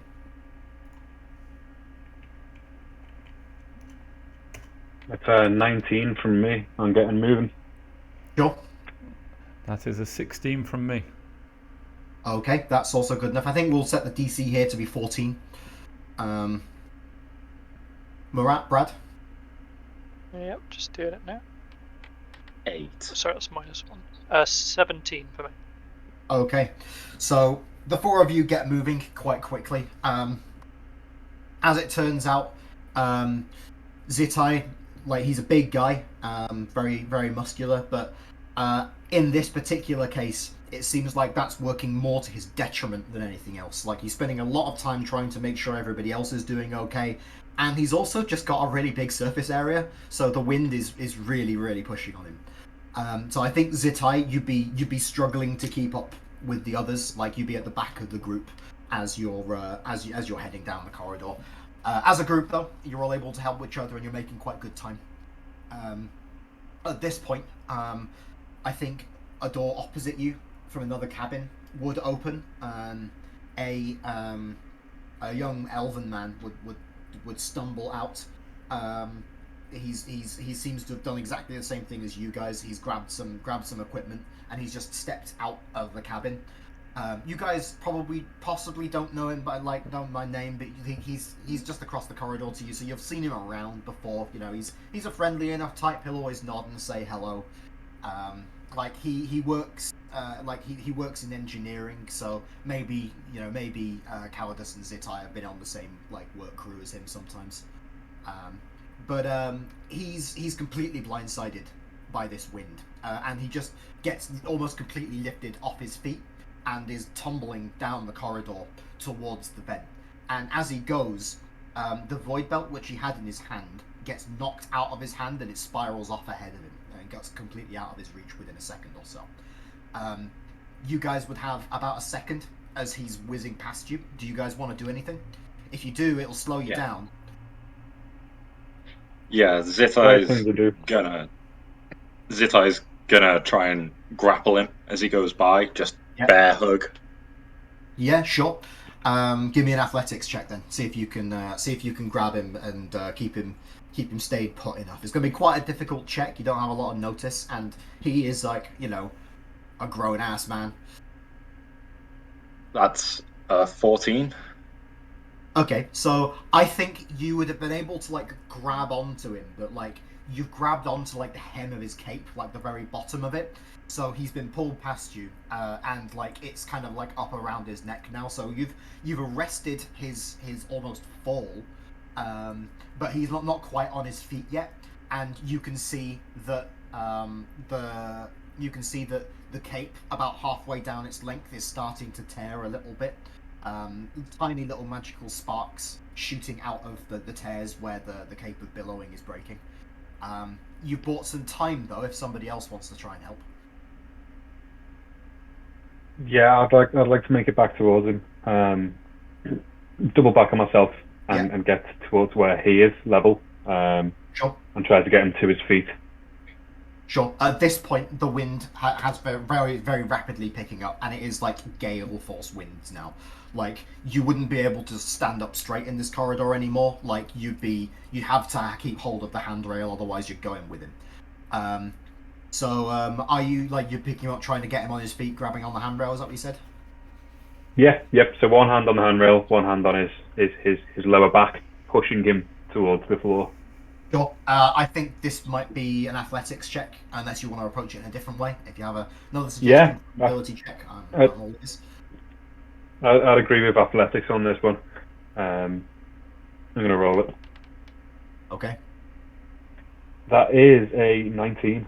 19, brilliant. So I think between you and Zitai, working as a team as you have done so often before, with Zitai grabbing the cape and Cowardice moving back to kind of like force him down to the ground, this guy is able to regain his footing. Like he opens his mouth as if to say something, but the wind is just going with such speed that it kind of whips the words out of his mouth without him being able to say anything. So do you guys just kind of get back on? Yeah, could I have reached to the void belt as it flew past? Yeah, I think it wouldn't be difficult to grab, but I think, can you give me an initiative check to see if you can react quickly enough as it whizzes past you? Yep.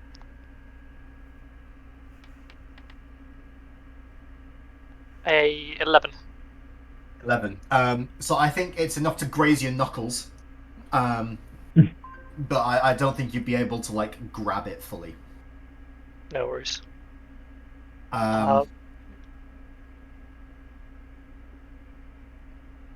Okay, so does Rewi have anything he wants to do here, or is he just like pulling himself up the corridor? So, due to the fact that he's kind of run so quickly, I think he'd have been past this situation before it occurred. Sure.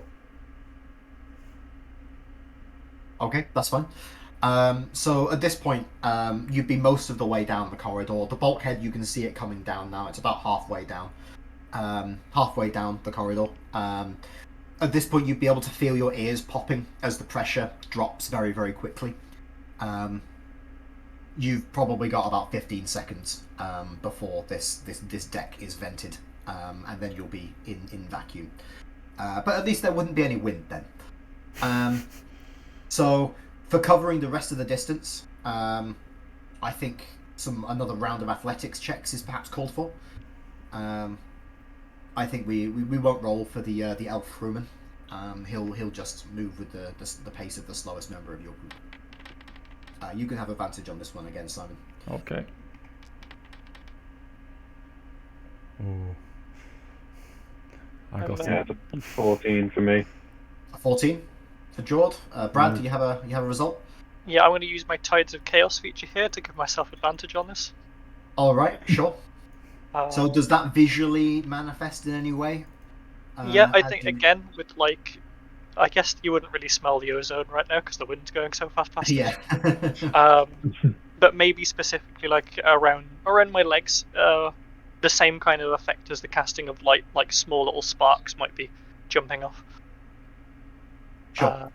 It gives me a 15. You can give me this feature back at any time, but I'd have to roll on the wild magic table. That's fine. I think the way I'm going to run this is you can have it back at any time, but you need to roll on the wild magic table. Okay. No. So keep that one up your sleeve for whenever you want to do it. Marat? 22 for Zithai. 22. The dice roller is liking you again. 8. An 8 from Rowie. So I think as the group of you like you slog down this corridor, the bulkhead is nearly closed at this point. I think Rowie for a long while was leading the group, but I think just at some point you lose your footing. I think the reason for this would be like on the other side of the bulkhead, like other people are coming out of their cabins right now. and like a couple of people like would just drop stuff because of the wind that they just didn't realize was there.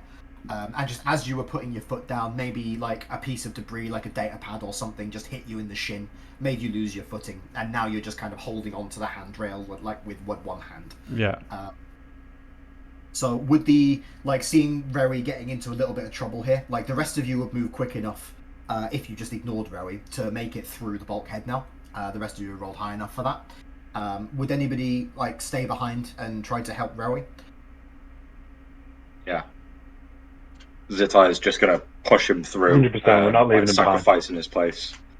Yeah, sure. Can you? I think it's going to be another athletics check. I think criminally underrated skill in most D&D games, athletics. Yeah, no one will be able to hear it, but Zitai is going to let out a roar as he starts to rage his way through this, and I'll roll this with advantage. Yep, sure. Yeah, I guess you're seeing red. Like the only thing that matters right now is making sure your friends are safe. Yeah. For 17. 17. I think that's good enough.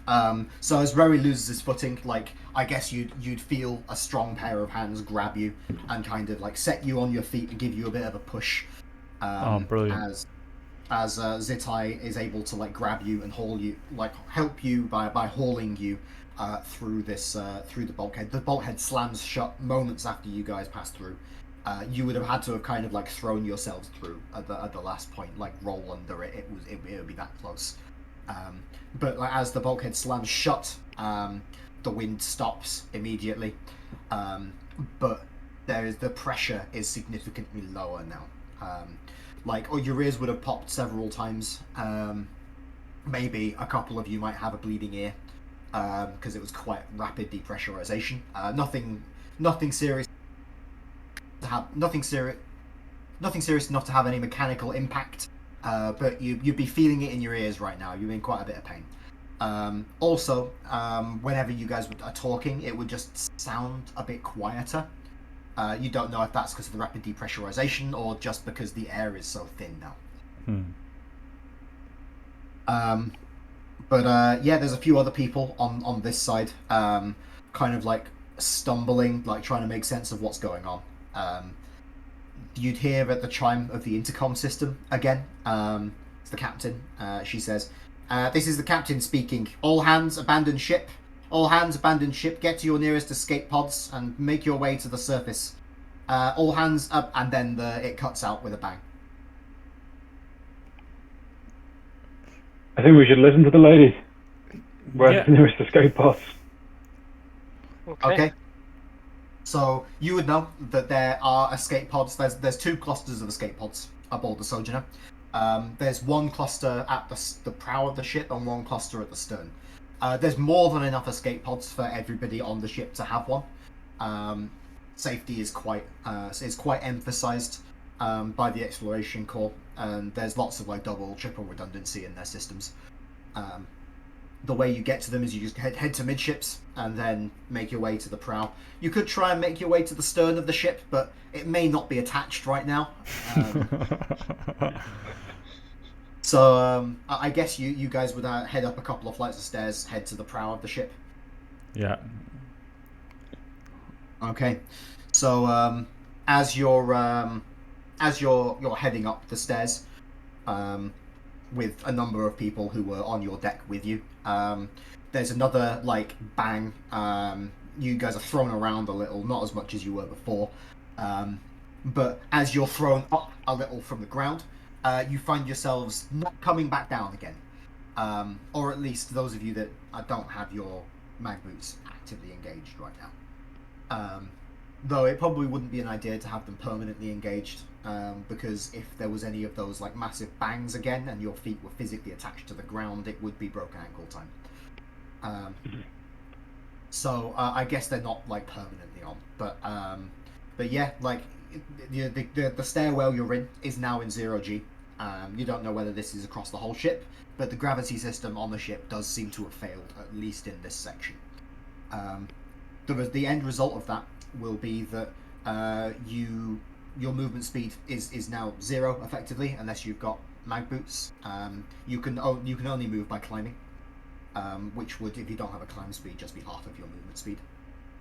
If you can fly, or if you've got any other fancy kind of movement, or indeed mag boots, then you're okay, and you can just move at normal speed heading up the stairs. Can everybody give me just a straight D20 roll, just for luck, please?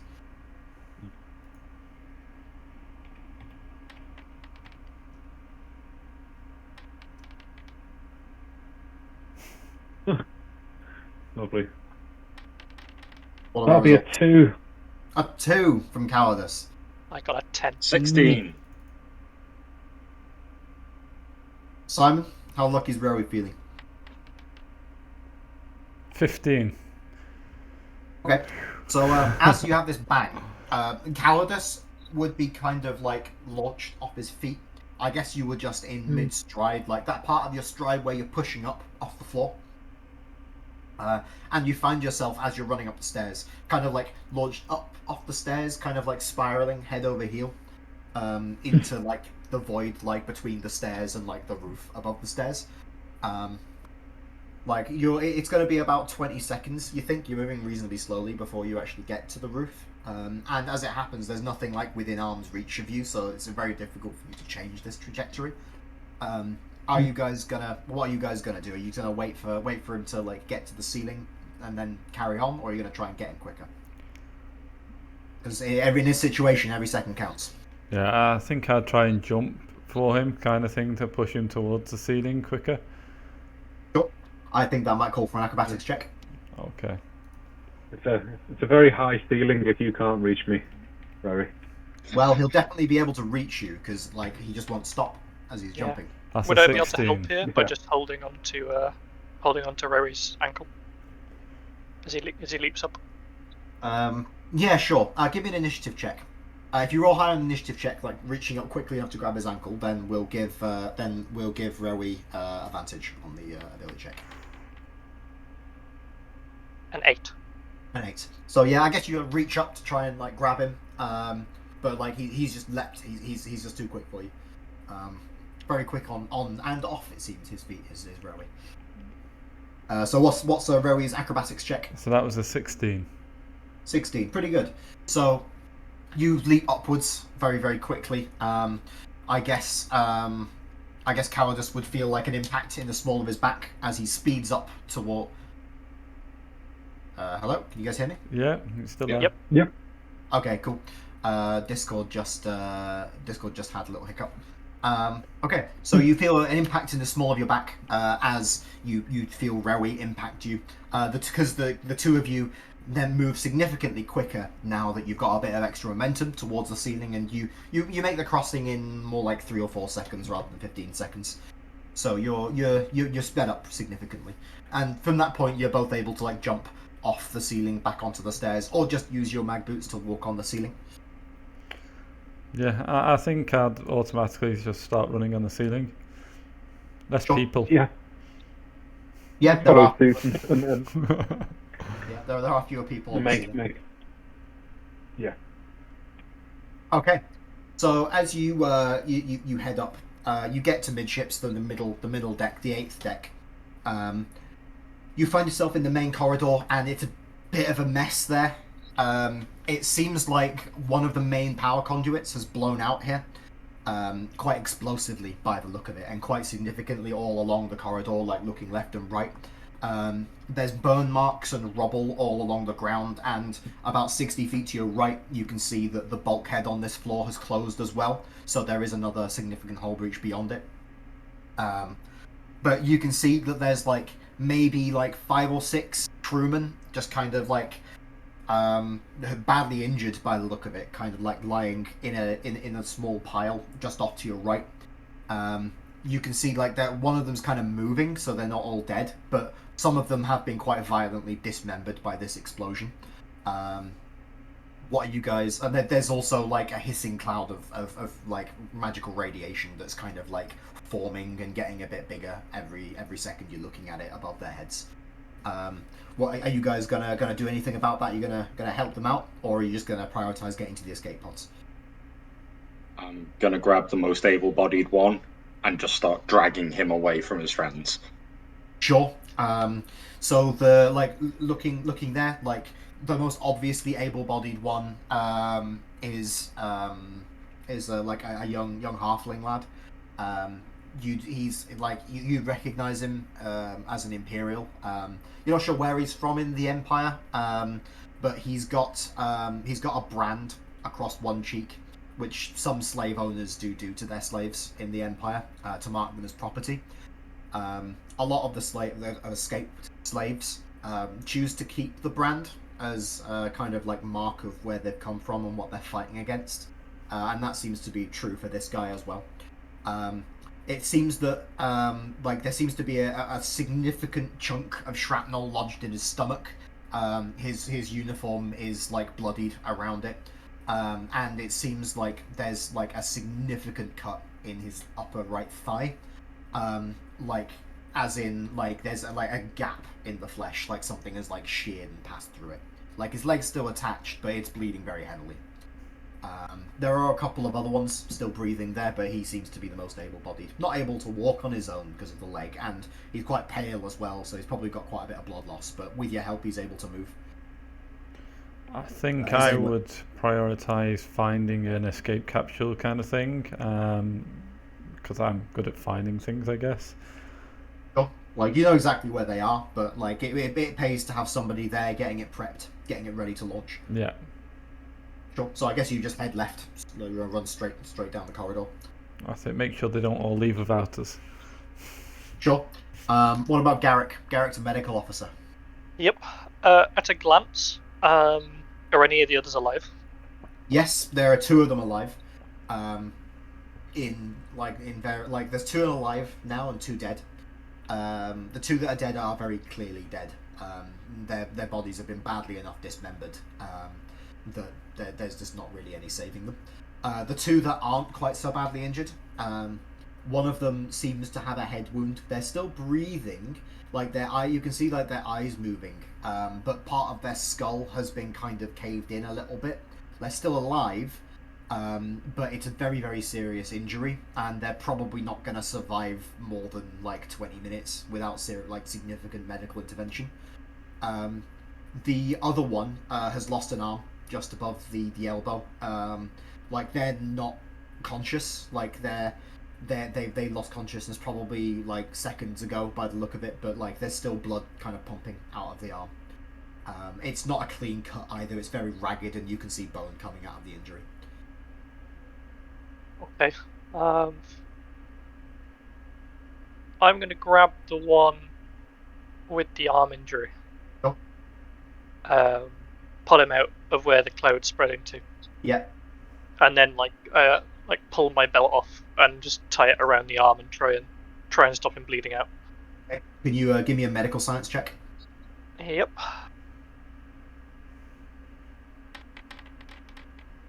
See how swiftly and effectively you can get this first aid done. A 15. 15. So yeah, you're pretty swift. Like you take the belt off, you get it tied around his arm, and it staunches the blood flow quite significantly. He's not conscious enough to thank you, but he's not going to lose any more blood. And if he can get some magical healing, he'll probably survive this. As you kind of drag him to safety, like the guy with the caved in head, he's kind of like, you can see his eyes like looking at you, and he kind of like moves his mouth like he's trying to say something, but like nothing, he can't quite form the words. Yeah. He reaches up a hand towards you. It's shaking. Yeah. I'll hand off the guy that I've just tied his arm off. If anyone will take him. I'll take him. Yeah. I'll put his non-existent arm over my shoulder and start walking towards the escape pods. Towards the escape pods. Yeah, sure. Yeah. Okay. What's next, Brad? I'll attempt to pull the other guy out of the way. Sure. The cloud of radiation is spreading quite fast now. Can you give me some kind of ability check to represent like how quickly you can get in and drag him out? Okay. Can I give you a medicine check here? Because I don't want to hurt him when I do it. Okay. So I'll let you make a medicine check here, but I think that you'll stand much less of a chance of harming him as you move him out. But I think because of the added care, you're definitely gonna get a dose of the radiation, so you will need to make a Constitution save. But his outlook will look better.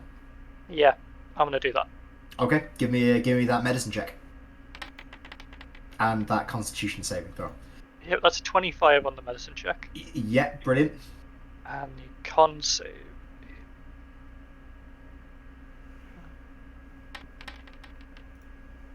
A 9. A 9. Okay, sure. Like, and you accidentally just get a lungful of the stuff. It tastes kind of coppery in your mouth, and you can kind of like see sparks in the back, in the back of your eyes, just playing across your vision while your head's in the cloud. But you're able to pull the guy out. Again, the radiation poisoning, as I said before, isn't gonna like harm you significantly right now. But you'll have to wait and see in a couple of days how bad it gets. So yeah, you pull the guy out. He's not bleeding excessively. Like, his face is covered in blood. He's got a head wound. They always look very dramatic, and this one actually is very dramatic. But yeah, like he like moving his mouth a couple of times, and like he keeps blinking. Like he's trying to form words, but like he can't quite do it. This injury is fixable. Like, he'll need a regeneration at the very least. And that's not something you could administer right here. If you could get up to medical, which is 2 decks away, you'd be able to administer a regeneration on him. Like, if you could get him in a regeneration couch, like you could do that. That would take you a few seconds, and he'd be fine. But that would be quite a significant detour from the cargo, from the escape pods. And you would also know, with your very high medical roll, that if he doesn't get a regeneration and he's just left to heal naturally, he may be left with permanent brain damage. Okay.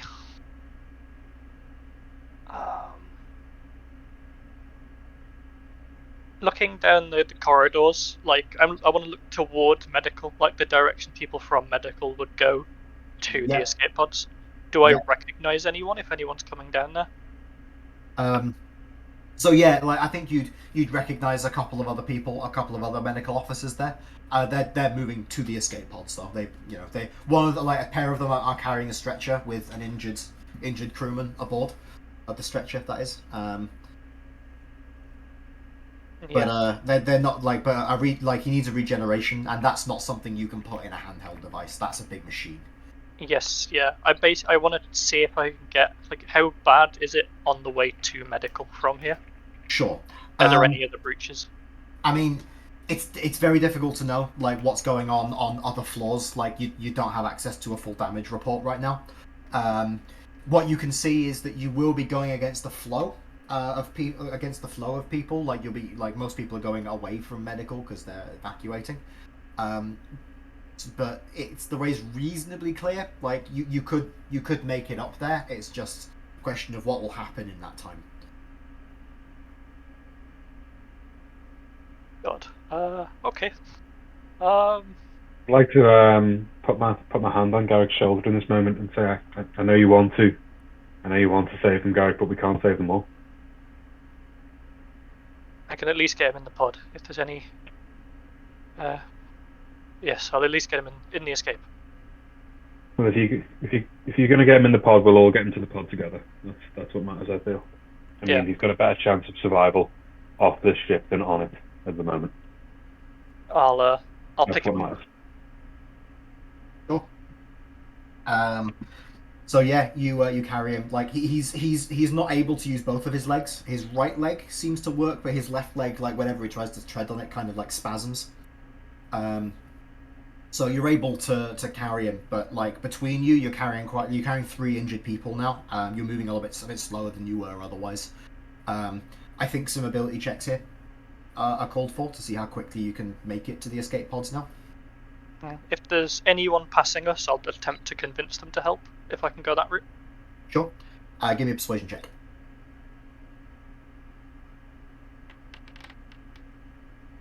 10. So You're able to like get a couple of people to help you a little bit, but right now, the main like emotion you're feeling from other people here, the main thing you're seeing in the other crew is complete and utter panic. This was not the plan. So people are mostly just kind of like rushing past you.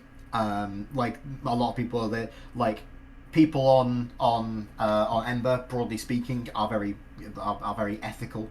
Mostly, like they're very conscientious about this sort of thing. Like the culture is one of like helping people in need. But right now, it's fight or flight lizard brain for most people here. The ethics has kind of gone out of the window right now. A lot of people you can see are doing things that they may very well regret later and look back on with shame. But they're in a crisis right now, and this is just how they're acting. So you're not able to get any significant help from anybody on that route. Does anybody else have any approaches they want to take to this? Brute force and ignorance. I would like to roll athletics to just drag the guy. Yeah, I think you can still be raging if you want, though. You'll be coming to the end of it now. Okay, thanks very much.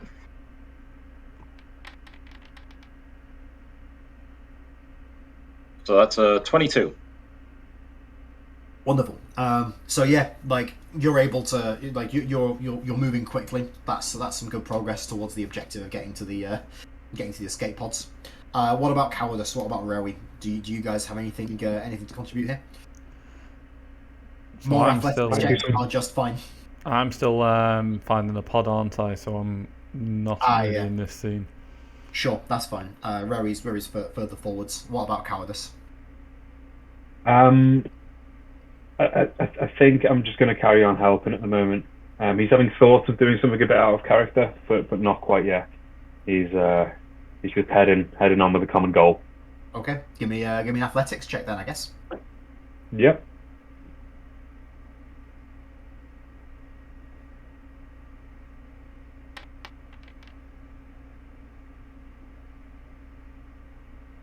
That's a 22. 22, excellent. So yeah, I think between the three of you, you're able to quite quickly help these injured people get to where the escape pods are. There's quite a big crowd around the escape pods, though it is a kind of organized crowd. Like you've done a few drills for this sort of situation before, so everybody kind of knows what to do. And now that they're in place, like in the like escape pod room, which is a kind of like semicircular room with circular airlocks all around the edges of it. Now that people are here, things are a bit more calm, a bit more orderly. People know what's going on, like they've done the drills for this. So people are kind of like moving to the escape pods. The escape pods are set up to be 4-person escape pods by default. You can see a couple of escape pods that don't have 4 people. Like you can offload the injured people to them if you want, or you can just bundle them in. Like you probably get away with like 1 or 2 in your escape pod. I think we'll bundle them in with others so that they're safe. We don't want them going together. More spread out. So 1 injured person per every 3. So if there's escape pods with 1 space remaining, we'll get the injured people into them. Okay, cool. So yeah, you can quickly hand them off, get into an escape pod of your own. These escape pods are they're very cramped even with 4 people in. They're very cramped. You're looking at 4 kind of like bent like deck chair seats attached to the wall with like straps going over the shoulders, like roller coaster seats, I guess. The insides are very kind of like Spartan, very minimalist. Think like the insides of like one of the Apollo modules.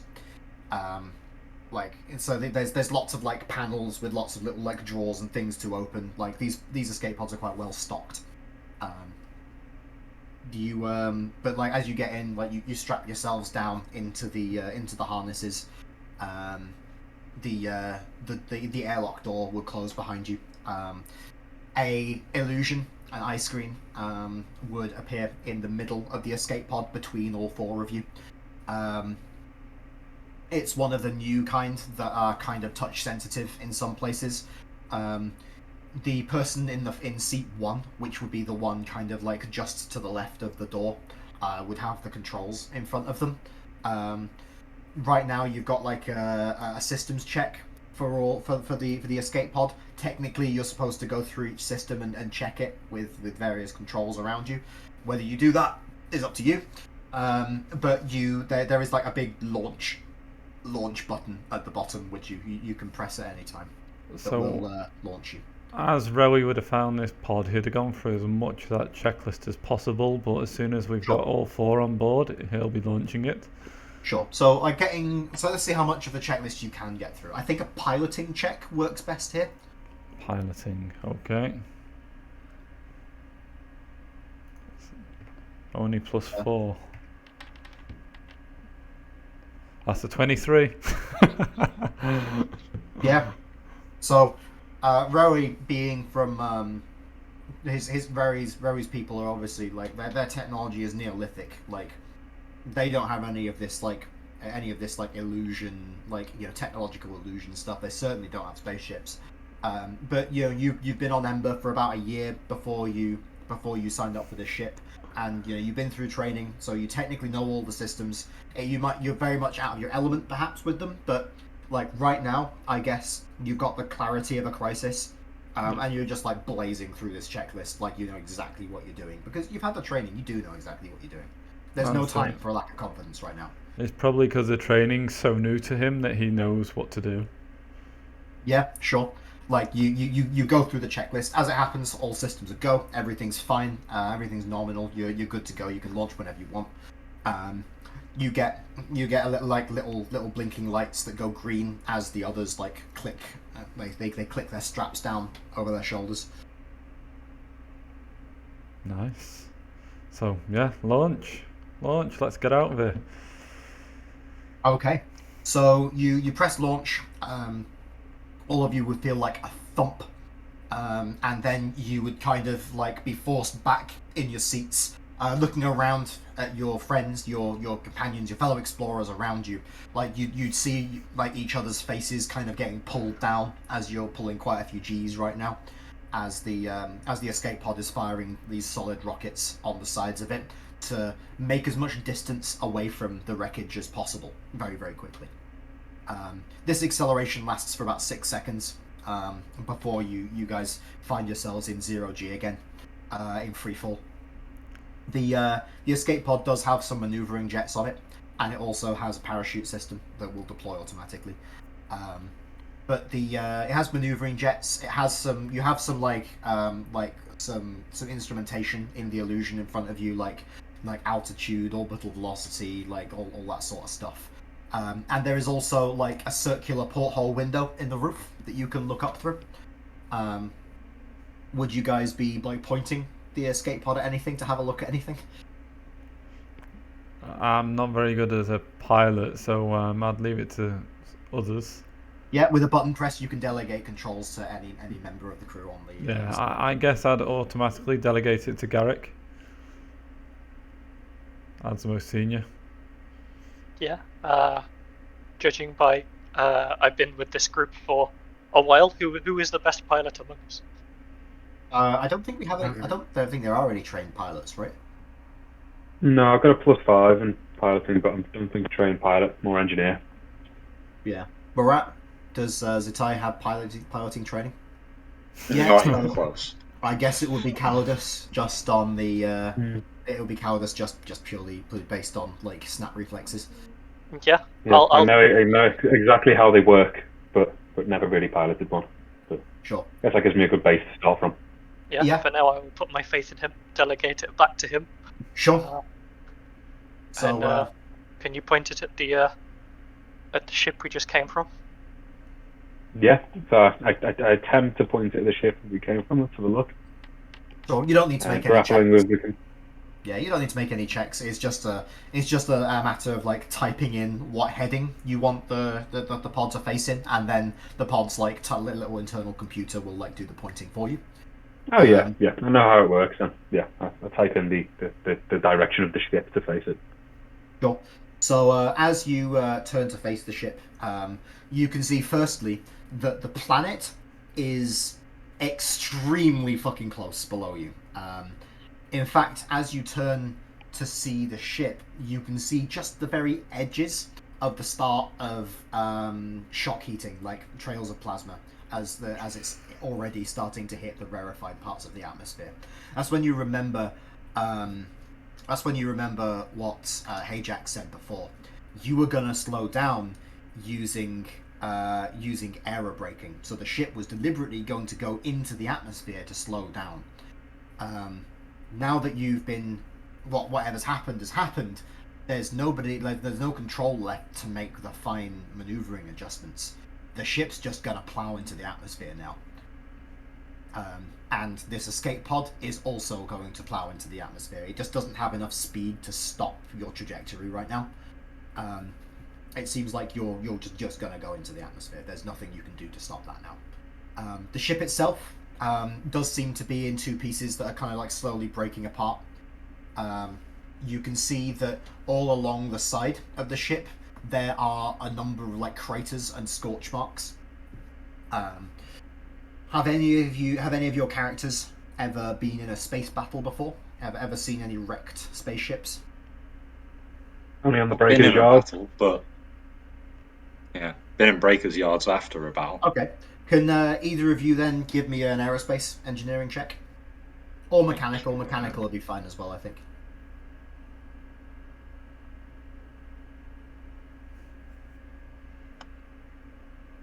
I think I'll let you take the helm on this one, Zithai.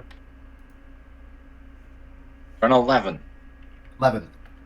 So, you're not sure exactly what happened here, but those impacts, like, you've seen, like, the sort of spalling it leaves around the edges before. These were torpedo impacts. You're not sure what kind of torpedo or what make or what yield or anything, but this ship was shot down by torpedoes.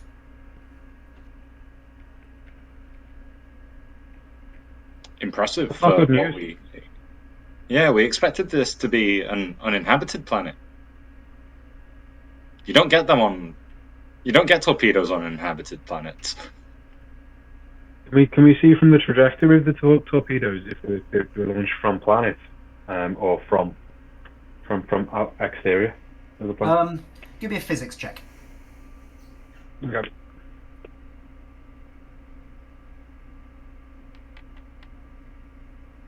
That is a 9. 9. Very difficult to say. The difficulty of the question is exacerbated by the fact that it seems that the ship has taken on a bit of a roll. So it's like you don't know which way the ship was kind of pointing when the impact happened, so you've got no real way to tell what the trajectory was. Okay. Okay. Do we have any more questions? Just apprehension for the landing of our vessel as we go into atmosphere. Yeah. Can we see any more escape pods? Like, how many more people have escaped? Sure. So you could, like, as you like pivot the ship around a bit to try and get a better idea of what's going on around you, you can see tiny little glittering dots, like just like a handful of sparkles across space, where you can see other escape pods. But the nearest one is probably like a kilometer away from you by this point. Like, they're spread out quite a bit, but you can just about make them out as little dots. There are quite a few. It seems like quite a few people made it off the ship. How many people were on the ship? So the Sojourner had, when it launched, had a crew complement of 350. 350, right. Yeah. How many will have survived to make it to an escape pod? Who knows? Like, quite a few people will have been on the stern part of the ship, and honestly, the stern part of the ship seems to be quite a bit worse off than the fore of the ship. In fact, as you kind of scan over it, soundlessly, you can see a flash coming from the stern of the ship, and then another few flashes, bright blue. You'd all know that's quite characteristic of the ship crystal becoming compromised. The ship crystal, of course, is an enormous mana crystal, like the size of a house, that powers the ship, particularly its faster than light jump drive requires an extraordinary amount of power to like jump faster than light between the stars. All of that energy is about to be released all at once, as the main crystal seems to have been breached. You're far enough away that you're probably like it's likely you'll be okay. But it's anyone who's still there, anyone who's not launched yet, probably a goner. Is there a radio in this to like tell people to hurry up? Yeah. There's a radio handset in the pod. Yeah. Are you gonna make a broadcast? I guess I would just automatically announcing kind of thing. The ship crystal looks like it's about to explode. Like, hopefully, we're gonna be all right. Sure. As you say that, halfway through the sentence, the ship crystal explodes. If you were looking at it, it's just a blindingly bright blue-white flash of light. It's bright enough that if you were looking at it before you could get your eyes closed, the image of that flash would be burned into your retinas for like half an hour. It'd be like if you like look at the sun, and like there's like a green mark on your retinas for ages. Like that's what you get looking at this flash. Can you guys give me somebody from the crew give me a luck roll, see if we get any shrapnel. Whoever wants to do it, whoever wants to do it, go ahead. I'll not take this responsibility. I can roll it, I guess. All right. Sounds good. Give me that luck roll, Brad. Oh. What's your result? A 4. Alright. Okay, we can do a 4. Luck happens. Yeah, so you see the flash, and about 2 seconds later, there's this popping noise, and then you can see like little clouds of white condensation up on the top right of the escape pod and at the bottom left of the escape pod. And you can feel your ears pop as well.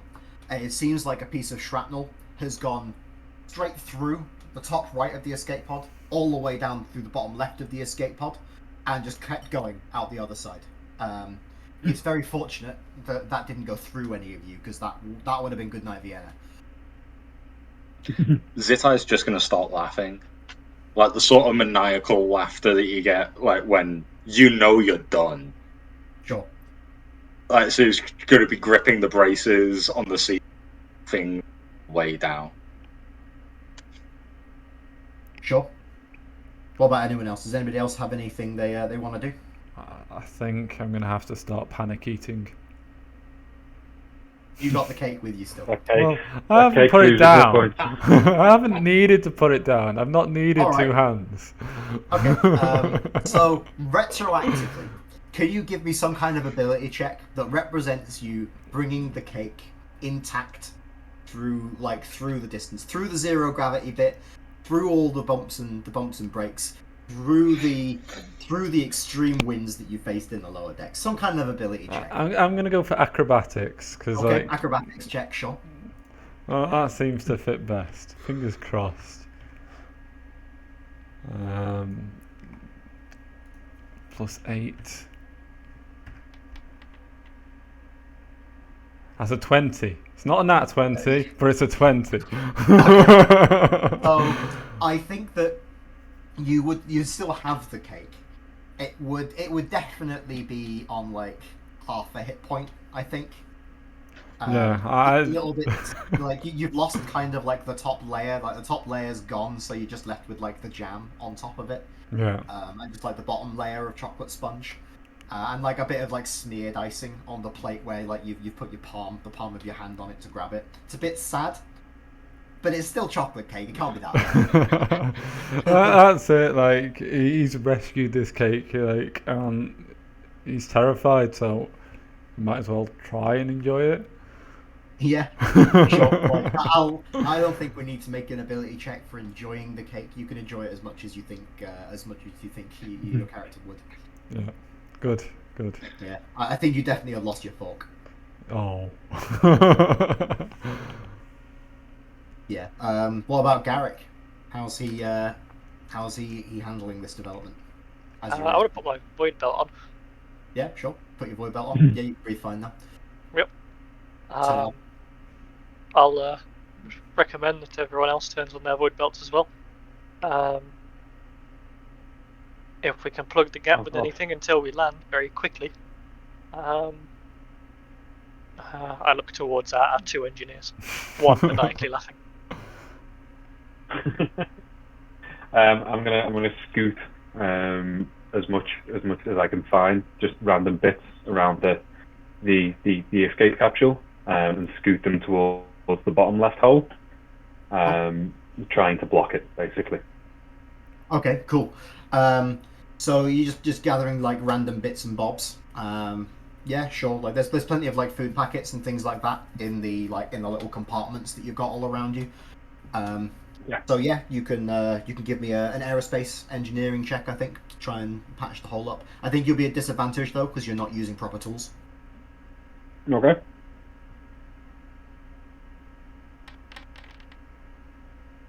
So at disadvantage, I make that a 2. I'm not doing a good job. Oof. Do you have any modifiers to that? And that was with a +1. Yeah. Okay, cool. First nat one. That's another one. Okay, Yeah. cool. I'm not doing a very good job of this.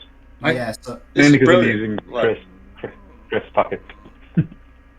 George, you have actually managed to roll the first nat 20 and the first nat 1 of the campaign. nice. It happens. You love to see it. So yeah, you like stuff it with like these packets and stuff, but like you stuff like a couple of crisp packets in, like yeah, that's good. Looks like it's holding, and then like they all just get sucked out, and then there's like you get like a pressure bump, so like all your ears pop again as the packets just get sucked out. I want to look back at the team and say I tried. I definitely tried. But And as get you back in say my that, seat. yeah, as you say that, and look back up at the team, in your field of view would also be the screen in the holographic screen in the middle of the escape capsule.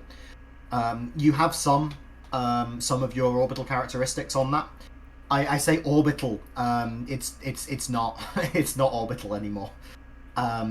You guys probably you have about maybe 30 seconds before you hit the atmosphere. Based on the sensor readings you've got here, you're coming in at a very, very steep trajectory into the atmosphere. What that means is you're not spending very much time at all in the thin parts of the atmosphere, and you're just going to plow at great speed, maybe like 3 kilometers per second, into the very, very thick parts of the atmosphere, which are going to slow you down a hell of a lot extremely quickly. You're going to pull a hell of a lot of G's in about 30 seconds. Do you guys have any preparations you would like to do before this happens? Strap in tighter. Yeah, sure. That can just happen. No checks required for that. Pull the straps a bit tighter. That's it. I'm just hoping this atmosphere is breathable. Well, they had away teams slated, but again, that doesn't mean the atmosphere is breathable. They could just have some breathing equipment planned. Can we alter the trajectory at all?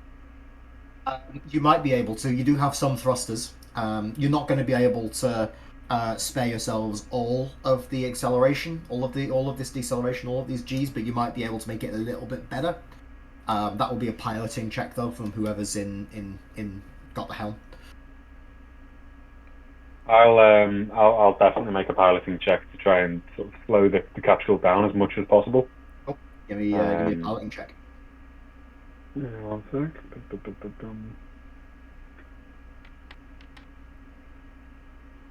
Okay, that's a 7. The dice have turned against me. Yep, sure. Like you go to like turn the craft to like get your attitude to a bit of a better angle. So like to change your angle of attack a little bit as you come into the atmosphere. But as you go to like turn like to roll to the right, nothing happens. It looks like one of the thrusters has got taken offline by that piece of shrapnel that came through. So you don't have full control. Thrusters full of crisp packets, unfortunately. Does anybody else have anything you want to do? I can't think of anything. All right then. Brace. Yeah, brace. Constitution saving. Brace, yeah. Great idea. Yeah. So I will say now, like, if succeeding this Constitution saving throw means you'll stay conscious through like the whole atmosphere. None of you can possibly make this. This check is to see like how long it is before you lose consciousness, rather than whether you lose consciousness. Okay. So I got a 6. Okay. Low gravity boy. 5. His G's well. Was that a 5, George? Yeah, it was a 5. All right. I got an 8. An 8. Alright. 15. 15. Way above a 10. So as you plow into the thick parts of the atmosphere, the escape pod kind of like rights itself. By design, it's denser towards the bottom, so that's the part that goes into the atmosphere first. Like you're not going in head first. So as you decelerate, you're being pushed down into your seat rather than up into the neck rest. The acceleration for a few seconds, it kind of slowly ramps up for a few seconds. Like you're at 1G, it's manageable. 2Gs, okay, getting a bit hard now. 3, 4Gs, like you're seeing spots in your vision at this point. You're feeling lightheaded. As the Gs just keep climbing, I think Zitai would note one by one your companions, your fellow explorers, just they kind of like their heads sag downwards as they just lose consciousness. Their faces like fully being like dragged downwards, drooping with the number of G's you're pulling. You must look about the same at this point. Like on the arm, like if you had like the harness gripped, like your hands would just be pulled down by the sheer force of your entry into the atmosphere. So your hands are just resting on the armrests of the chair, and you just can't move them. You would note that one of the crew members, can you? I think. But yeah, this is the way I'll do this. You can see that one of your crew members. Can you each give me a luck roll? Because all 3 of you are going to suffer an injury as a result of this. 18 for me. 18. 17 for me. 17. Nat 1? Okay, so the most serious injury will go to Rewi. So Zitai would notice that kind of as the worst of as just before he lost consciousness, Rewi kind of reached up to scratch his nose. Just a moment after that, he lost consciousness as he was putting his arm back on the armrest, and he lost consciousness at that moment, and his arm just kind of like went a bit off the side rest, and you can see the G's are pulling his arm down, and then you can see it kind of bend in the wrong place as his arm just isn't properly supported. You can hear a bit of a crack as his forearm just breaks as you're hitting the atmosphere with such force. It's his left arm, fortunately, or whichever hand is not his dominant hand. But like you can see his wrist just breaks. You don't see bone poking out of the skin. Fortunately, it's not that bad. But like it's a pretty serious injury that's been sustained there. I think what was it, 17 and 18, wasn't it, for Calidus and Garrick? Who had the 17? Mm-hmm. Okay, so you'd see Calidus, like he was a little bit hunched over when this happened. His neck is now pulled fully forwards. Like you can see him twitch a couple of times. It seems like you reckon you've seen this in people before. Like he's probably gonna come out of this with like some pretty like serious like whiplash or like pulled muscles in like the back of his neck. He's going to be in quite a bit of pain for a few days after this. And Garrick, you can see that there's like a bit of blood coming out of Garrick's mouth. It seems like at some point he might have bitten his tongue going into this when he was unconscious. But that's the last thing you see as you kind of like are dragged into blackness as consciousness fades from you, as all of the blood is just pulled away from your brain. You're like Zitai is tough as hell, like he's hard as nails, but ultimately this is just a fucking brutal entry. The last thing Physics you see, wins. Yeah, physics wins every time. So you see, the last thing you see is a bit of blood coming out of Garrick's mouth. As you kind of like, you'll be able to look up, you can see like just cherry red glow coming like through the top window of the escape capsule. As you can see, like all the plasma that's all around you as you're just impacting the air so hard. And kind of framed in the window, you can also see this deep purple crescent of the planet that Shrike is a moon of. So yeah, I think as everybody loses consciousness, I'm gonna roll some damage now for everybody. So wait, that's right, here we are. So I think Rowie is getting 4d6. Okay. So that'll be 15. Okay. Cowardice will be getting 3d6. That'll be 7. Lathwix. Garrick will be getting 2d6. That is an 8.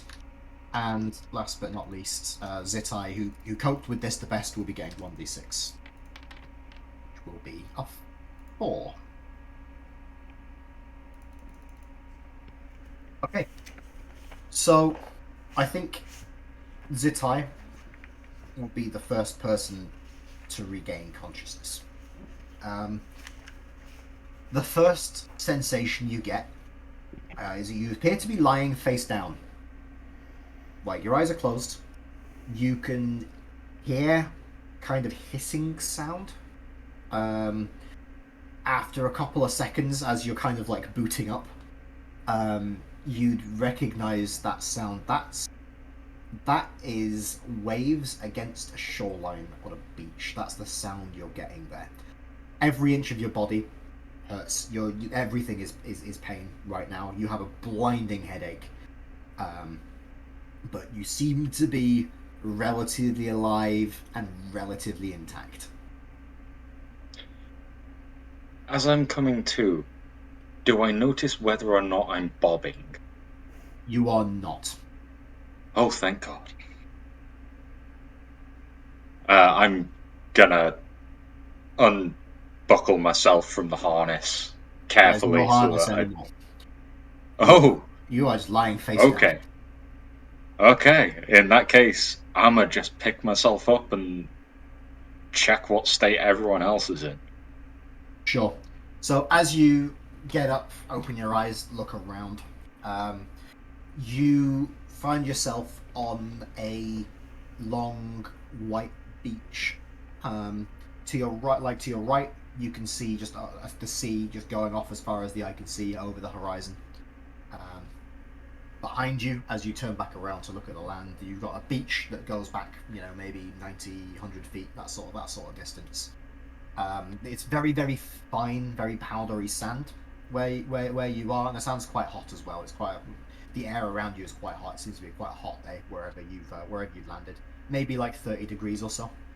That's degrees Celsius, by the way. And looking in towards the shore, you can see this very, very dense, very, very thick tree line. You can see that there are trees that look like palm trees almost, that reach up maybe 60 feet, and they go back as far as you can see. And the ground is covered with a very, very dense undergrowth of ferns. You do seem to be able to breathe just fine. The air around you, it smells very. It smells very intensely clean, is what I'd say. Like, the air on Toril is a million times better than the air anywhere in the Empire. which is where you're from, of course. But the air here is there's just something about it that's even cleaner than that. Like there's a very very strong smell of petrichor. Like that smell you get a storm where it's rained very heavily. And you can see that the undergrowth is like very wet, very very very damp, and the soil as you look onto land is also quite wet as well. As is much of the sand. Like there's not very much dry sand around.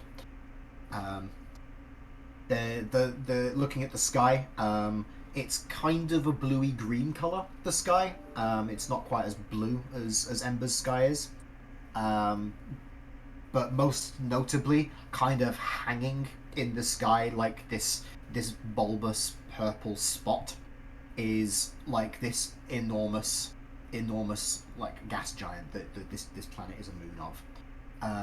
The gas, like it's about the size of like a football held at arm's length in the sky. So it's quite big in the sky, and it looks and feels big. It almost feels like an oppressive presence above you. It's kind of like banded with like white and pink clouds, but its main color is this very very deep, very rich purple color. So and then, like the sun casts the effect of it is that when the sun casts shadows, the shadows have this kind of purpley tinge to them because they're kind of lit by the planet shining from above. So looking around for your companions, you can see that like they're kind of like lying on the beach near where the pod is. It seems that the pod has crashed quite hard on the beach. Seems like the parachute didn't launch properly. It's hit the ground hard enough, and it looks like it's hit a stand of rocks that are just a little way along the shore, and it's been like almost ripped in half.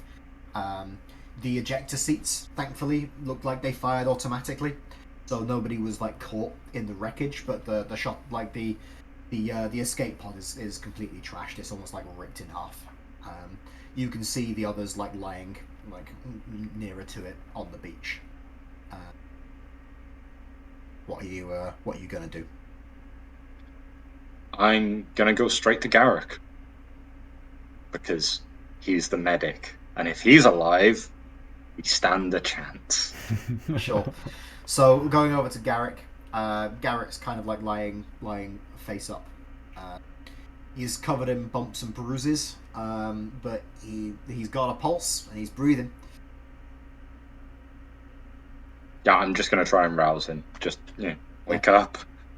Yeah, sure. I think that's enough to rouse Garrick.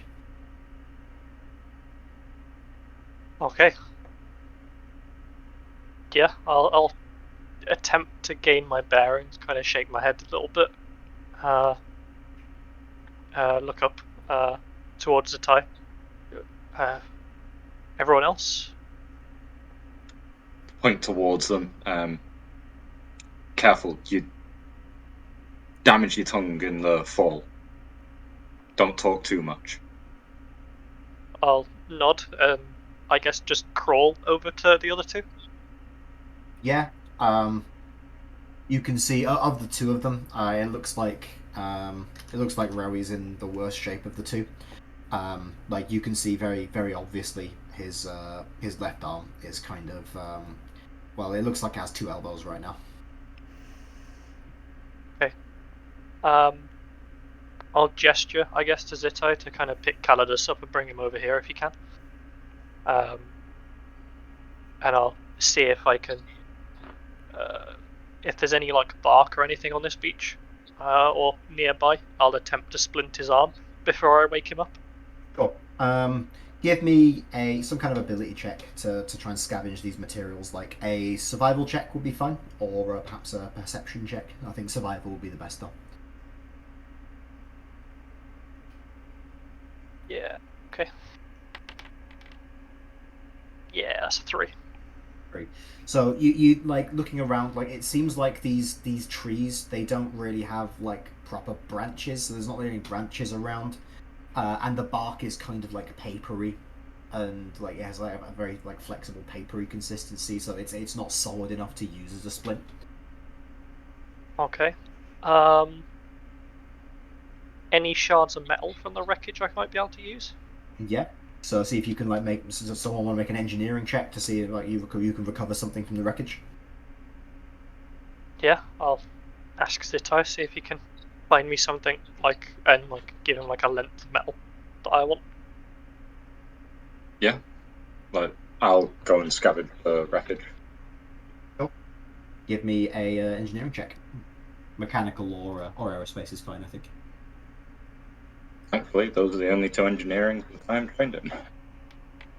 This is your jam. For a 12. Well, so you're able to find a reasonably likely piece of debris. It's like a spar or strut. It looks like it's made of like some mithril alloy by the look of it, but it's snapped off and like got pinged away from the escape pod. It's a little bit too long, perhaps, but it'll do in a pinch, and a pinch you are certainly in. I'll hand that over and then go back to the wreckage and see whether or not my kit bag survived. Yeah, I think it's a straight luck roll here. I think.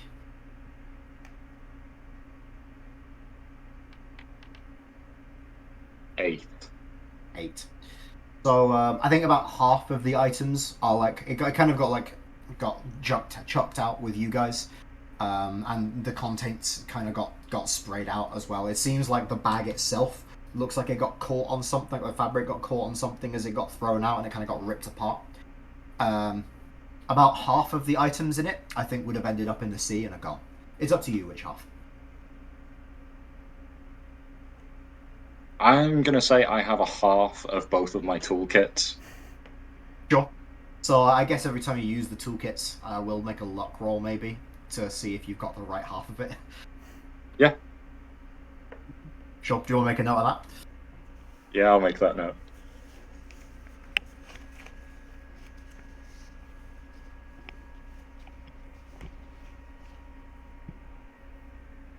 Okay. So yeah, you've got that. So what's Cowardice doing right now? So you're waking up as well at this point. You've got this whole after coming to consciousness by being sort of dragged by Zitai to where the others are. I just want to let out a big fuck and make my way towards the sea to splash my face with water and holding my neck as I do. Complete disregard for checking if the water is toxic or anything. Just I want to freshen myself up and feel like I'm part of this world. Like kneeling down and looking at the water, it actually is absolutely crystalline clear. This is some of the clearest water you've seen. It could just have come out of the tap. But like you can see like there's some rocky shale on the like the shore, the bottom of the shore here. And as you kind of like lean down to like splash your face, you can see like small creatures like moving around in the shale, like little crabs and things. I want to turn back to the guys and say this. Looks like we've arrived to our holiday, boys. Everything's good. In a complete Surely sarcastic tone. Starts now. We're fucked. But yeah, and then band over and sort of help with the repairs on Rowy's arm. Cool. So I think Rowy, as he's being tended to, I think you come to consciousness now. Okay. I guess that's the first thing I'm going to do is like scream in pain because ow, that foot hurts a hell of a lot. Yeah. And then obviously like try and inspect the damage myself, even though I'm really not qualified to. Yeah. So I think that fortunately for you, your arm isn't pointing the wrong way anymore. That's good. I think that Garrick would have got far enough through his ministrations to have like set the arm now, and you can see that he's like tying like a splint around it, or he's a very makeshift splint. At least he's using proper bandages. At least. Well, that's good. Yeah, it hurts like hell though. Some of the worst pain you've had. Yeah. Like, I guess I'd just be like really focused on the pain, not really thinking about like how everything else is, to be honest, or where I am. Because yeah, it's a hell of a lot of pain my arms in. Sure. Is Garrett going to help him out a little bit, perhaps with some bedside manner? Yes, yeah, I'll do my best to make sure he's in as little pain as possible moving about originally. Sure. What are you gonna say to him? It looks a lot worse than it is. Yeah, you should be okay, but it will take a while to heal. How long? Like, how long does it take to heal? Like normally you just go to the ship to fix it. Yes, without magical aid, it'll have to heal naturally, but at least it's set, and it should do so cleanly. When will the pain stop? Hopefully, we can find some more medical supplies in the wreckage, and then we can stop it quite quickly. But for now, I'm afraid you'll just have to bear with it. I'll nod. I go, okay. I'll try and help where I can. Put my arm down. Yes, at least you're still alive, though. I'll nod somberly and go, has everyone else made it? Those of us that are on the shuttle, at least. Zita is currently scrounging around the ship. Calidus is, I think, giving him a hand. But, I'm not sure about everyone else. Right. Well, at least we can breathe. Yes, that is an important one. I'll just like lie back then, kind of thing, like trying to relax slightly. Sure. Like as you lie back, what's your passive perception? My passive perception would be 17. 17. Okay. I think you'd note as you lie back, like you can see like there are bits of like debris that are washing up on the shore, like all the way down the shore. It seems like quite a bit of stuff from the ship is like washing up about now. You don't know how long you guys were out, but there is some extra stuff that's washing up on the shore. Notably, you see a data pad with like a pair of earbuds trailing from it halfway down the beach. Right. I guess I'll like point out to the others while lying down, just like point across and go, it looks like there's tons of stuff like washing up, guys. Like we should collect it. If nothing else, it's all we've got.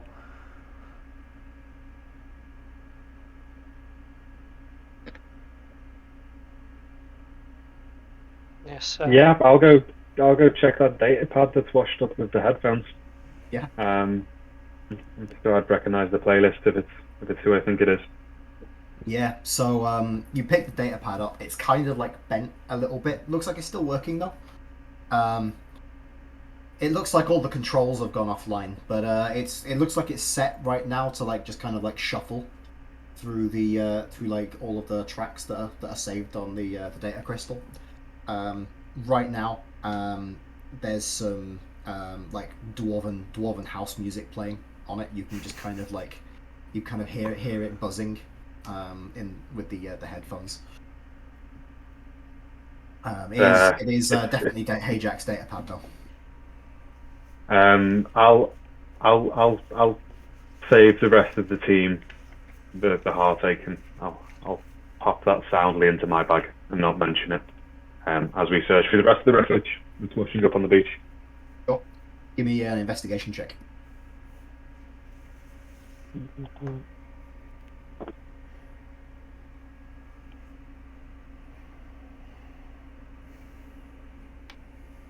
Oh, wrong dice. That's not good. Wow. There we go. 4. I'm not doing very well searching the beach. Yeah. So yeah, I guess the data pad's just maybe playing on your mind a little bit. Like what like what it means for Hayjack. Like is he dead? Is he alive? Did he survive? Like the data pad, probably not a good sign, but it presumably means he must have made it to an escape pod. Just the escape pod, like maybe you ejected it somewhere along the line. Who knows? Like there's all like whirling around in your head as you're kind of just like looking at the wreckage. Like a lot of it kind of like are objects that you intellectually you know what they are, but like in this context they're just like not making sense to you any more than as just being kind of like shapes. You think you might be in shock a little bit.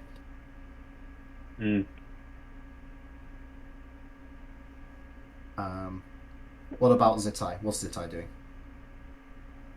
He's seeing if any of the supplies that are meant to be in the drop shuttle are still about. Like whether any of the drawers managed to secure anything. Sure. Because that'll be all our emergency supplies.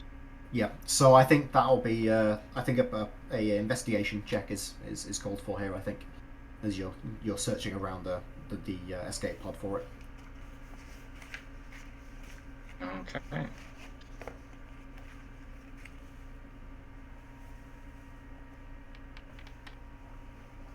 That's 14. 14. Okay.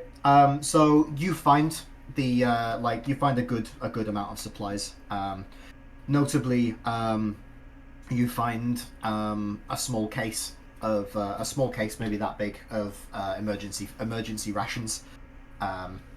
Inside the case there are a number of pills. These pills they're mass produced these days, enchanted with good berry. Each of the pills, like one of those pills, is enough to sustain a person for a day. Food wise anyway, and there are a number of water purification tablets here as well, so you can just like get a jug of water, put the tablet in it, and the tablet will enact purify food and water on the water. So you've got enough supplies here. If you were just eating this purely, it would be a damn miserable diet, and you'd kind of feel hungry all the time, but you'd be able to operate. But you guys have enough like supplies here to last the four of you about a week, maybe 2 weeks if you pushed it.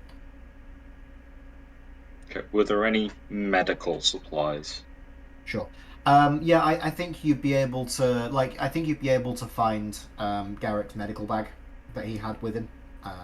That's here. It's just got it's got a healer's kit in it essentially. All like the sort of like mundane medical supplies you'd need, like to patch people up enough to then get them to med bay where they can have a machine cast restoration or a regeneration on them. Yeah. All of that I'm just going to pass off to Garrick. Sure. Yeah, I'll take it. Okay. Additionally, in the wreckage, you find a few mana crystals. There's like a large handful of like small ones. But you also find 2 like fully charged medium mana crystals as well, of the sort that will fit in blasters. Okay. As they're kind of in like an emergency emergency field supplies kit. Notably, you see another field supply kit a little way down the shore by where the rocks are. But you can see a very, very small cloud of magical radiation coming out of the side of the case. So presumably something's ruptured in there. Though something's ruptured, the rest of it might be good, but it also might explode if you open it.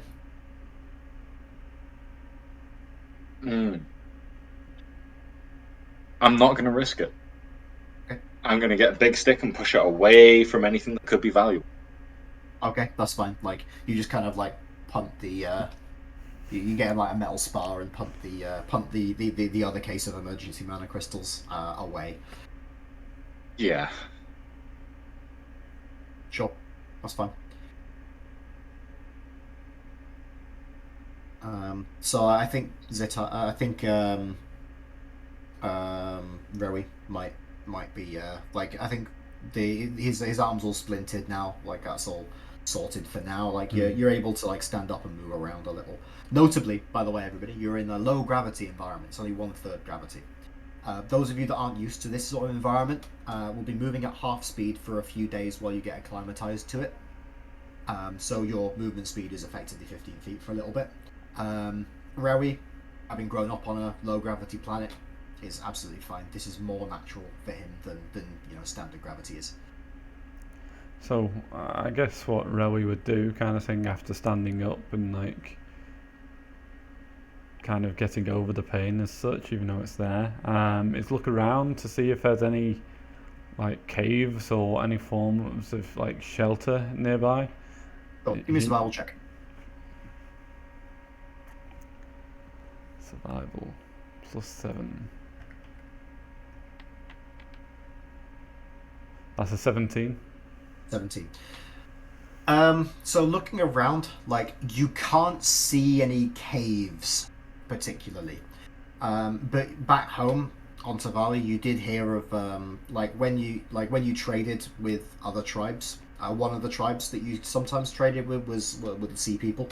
Like, they just lived further out near the coast, and you know that they had a sort of shelter that they built by they get a stick and dig a trench in the kind of like the loose kind of sandy soil near the edge of the top of the beach, and then cover it with like leaves. The palm fronds here, by the look of it, will be perfect for that. So you can't see any caves around. Like the land isn't like rocky or anything. Like you can't see any like cliffs around or anything like that where caves could form. But you can think of a sort of like shelter that you could build quite easily here. Like you've got all the materials you'd need to do it. Yeah, so I would automatically just start collecting kind of pieces of wood and fronds to like create the shelter. Like just doing it on my own, really, not telling anyone about it, but yeah, making sure it gets done. Sure. So it's kind of slow work with only one arm. Yeah. Like unless you get magical healing, like it's going to be a couple of weeks before you can use the hand again properly. But if you can get a cure wounds, then you could use it tomorrow. But yeah, like it's difficult gathering the palm fronds as well because they're quite high up, maybe like 30 feet off the ground, up these trees, and those that are naturally just fallen to the ground, they've decomposed quite significantly by the look of it. Right. Then just like wouldn't be fit for purpose. So you need to have some way of getting up there. Like normally that'd be just trivial. You just shimmy up the tree, I guess. Yeah. You've only got one hand right now. Yeah. But So you maybe could do it, but it would be a bit hairy. I guess then I'd like to just start collecting all the wood then, and wait for someone else to kind of ask what I'm up to. He's never really been in a place of authority. He's normally just does stuff and then people help. Sure. I'd like to think that I see Riri struggling, and pop over to ask what he needs help with. I can see he's looking up at the palm trees longingly, but can't reach them. Yeah, so I'll turn around and go, Calidus, are you any good at climbing? I'm very good at jumping, and with this third gravity, I bet I can make it quite far up the tree in one jump. Well, we could do with collecting quite a lot of the palm fronds, so it keeps the weather off us. I'm trying to build a shelter. First tip of survival is shelter. I can help with that. I'm sure I could make it halfway up the tree in one jump and shimmy the rest. That'd be much help. Just don't fall. We don't want any more broken limbs. I can't promise anything, but I'll make an attempt at it. Okay. So normally in D&D, when you make a high jump, you can jump into the air a number of feet equal to 3 plus your strength modifier. If you don't get like a little run up, in a low gravity situation, you can jump twice that. So it would be 2 plus twice your strength modifier. What is your strength modifier? My strength modifier is 0. Okay, so you could jump high enough that your feet would be 4 feet off the ground. You can try and push that further with an athletics check if you want. Yeah, I'll try another athletics check and see. Okay, so if you can roll well on the athletics check, the acrobatics check for like climbing the tree will be made with advantage. If you can give yourself enough luggage off the ground. Let's have a little look with athletics now. We. Oh no! What's in that one? I'm not doing well. All right. I'm still getting my grounding. So, Jord, I'm going to make you an offer. So, because you rolled this nat one, I will give you a point of inspiration if you jump. When you jump, you'll maybe like twist your ankle a bit, and you might end up with you'll end up with a sprained ankle just because because of the low gravity. You did a little run up. Your gait has to be a bit different. You've jumped badly and you've sprained your ankle. You can accept that outcome and you'll get an inspiration point which you can use to make a re-roll on any roll you'd like, or we can just say that you jump up, you scramble up, but you're not able to safely get up to the top, so you come back down. I'll take the inspiration point on that. Yeah, Okay. I'll take the inspiration point on that. I've Sure. hurt my ankle. Yeah, sure. So that'll effectively until you can get magical healing, that'll reduce your movement speed by 5 feet. Okay. So if you want to make a note of that. But yeah, you jump up, you feel something pop in your ankle. Everything's just getting a bit too much for everybody right now. And you go to jump up and it just doesn't go well for you. You just kind of crumple to the ground for a second, in pain. Brilliant. I'll run Ouch. over to make sure he's all right. I want to apologise to Rui as well and say, sorry, still haven't got the hang of the gravity on this planet. I'm sure you'll be able to. We're just gonna have to find a safer way of getting up to these trees. I fully agree. So what is that safer way? Hearing the commotion, can I go over to see what's happening? Certainly. Why are you trying to climb up the tree? To get the palm fronds. Why not bring it down? I don't have an axe.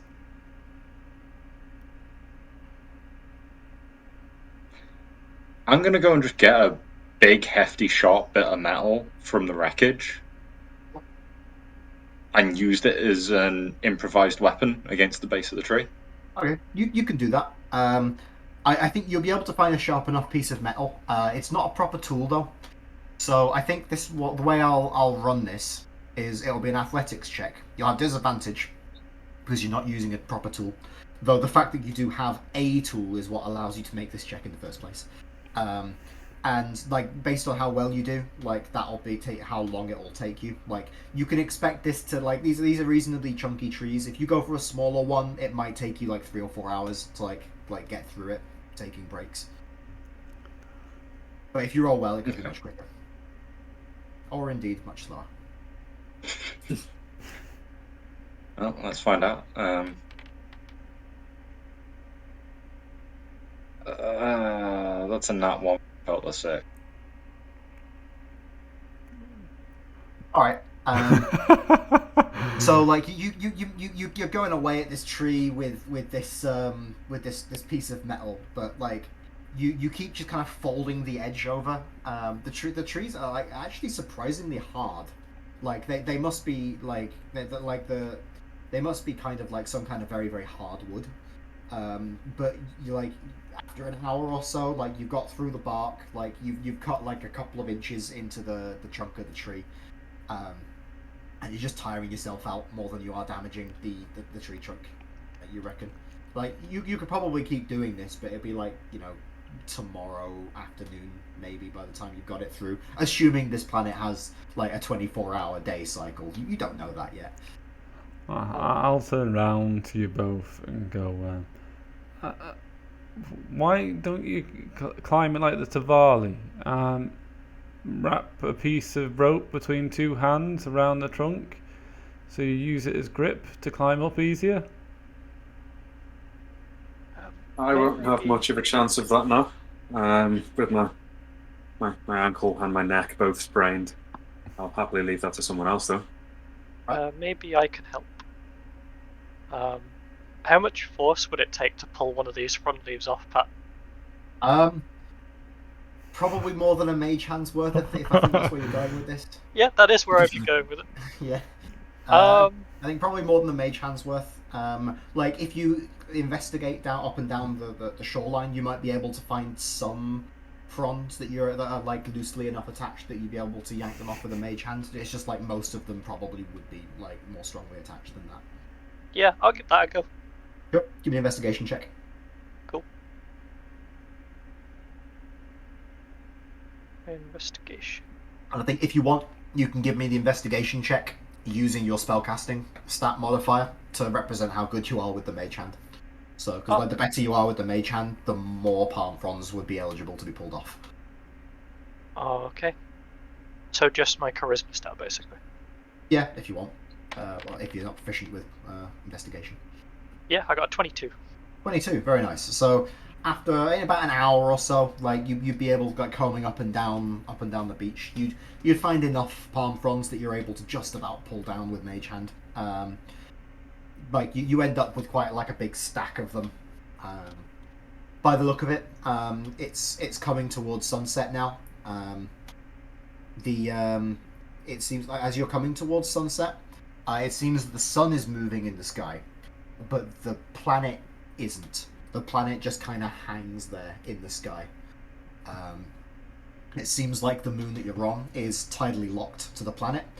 That means it only has one side of the planet, the moon, ever facing the planet. So that planet is just permanently hanging in the sky, as far as anyone on the ground is concerned. It is going around the planet though, so different sides of it are pointing towards the sun every time. So it does have a day-night cycle by the look of it, and it is coming up towards sunset.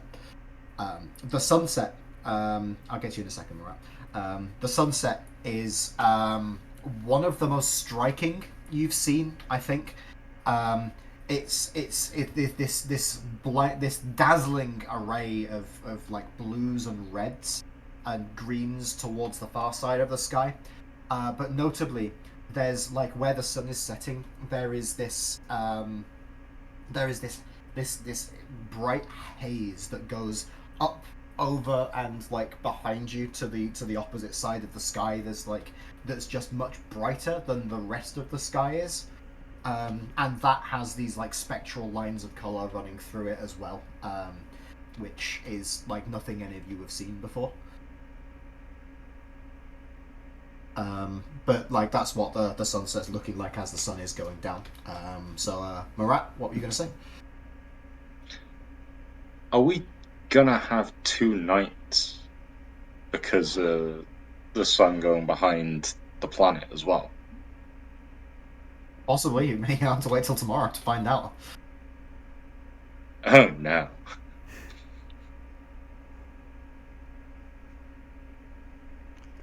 So do I get yeah. the structure completed? Yeah, so give me a survival check, Simon. I don't think you'll be with disadvantage because you've got everybody helping you. But you won't be with advantage either, so it'll just be a normal survival check to get these shelters built. 9.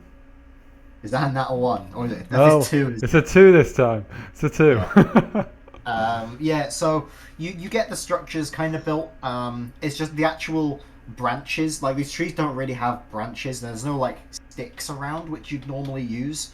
The trees for, like, on Tavalia, they have, like, branches and things, like, at the part of Tavalia where you're from. So, like, you have some structural elements. That's just simply not true here. So what you end up with, like, you've got some structure from, like, metal rods taken from the wreck. But, like, what you end up with is kind of, like, a ditch that you can lie in and then put leaves on top of you, which is better than nothing. Like, it's better than just sleeping, like, under the stars. But equally, it's not as good as you'd like. It's a good job it's not too cold at the moment. Yeah, it's very warm right now. And the sky is clear, so it doesn't look like it's going to rain on you. That is very lucky. I can't wait to get fixed so I can climb trees again.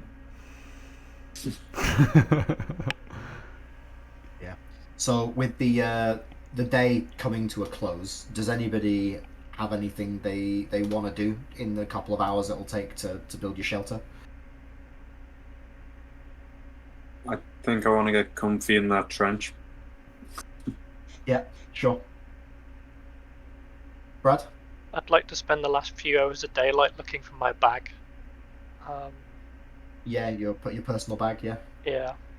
sure. Give me a survival. Give me a investigation check. Okay.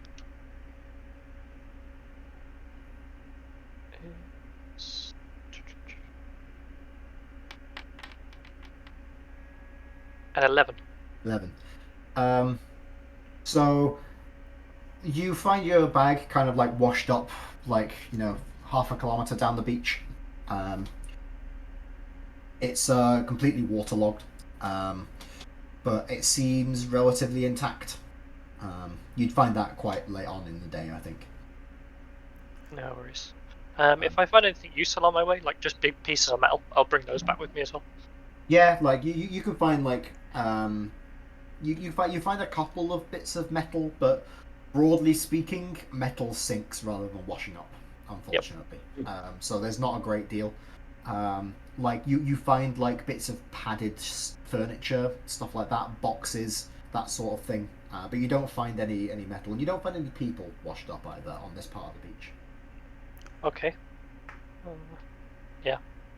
I'll come back with all the stuff. We don't know how cold it will get during the night. We should at least prepare enough materials to start a fire in case it does get too cold. Agreed. Hopefully I can find my kit. I've got a tinderbox that we can set fire. Okay. So are you guys going to comb the beach for Rowi's kit as well? I think so, yeah. Yeah. Sure. Yeah, I'll So give him a hand with that. Sure. So whoever's making a check can do so with advantage, with Zitai like helping you. It'll be investigation again. I guess I will because it's my bag. Yeah. Also, like you're probably the least useful in actually doing the building, so Yeah. doing something like this is something you can usefully do. Yep. Just wander down the shore.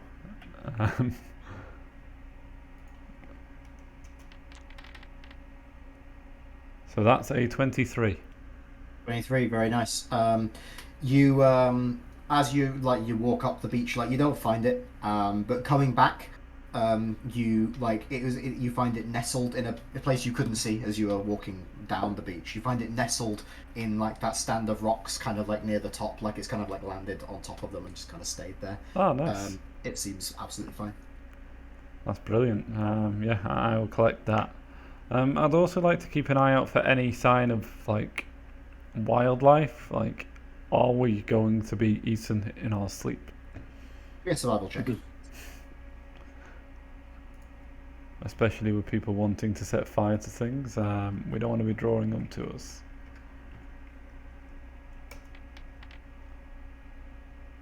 That's a 19. 19.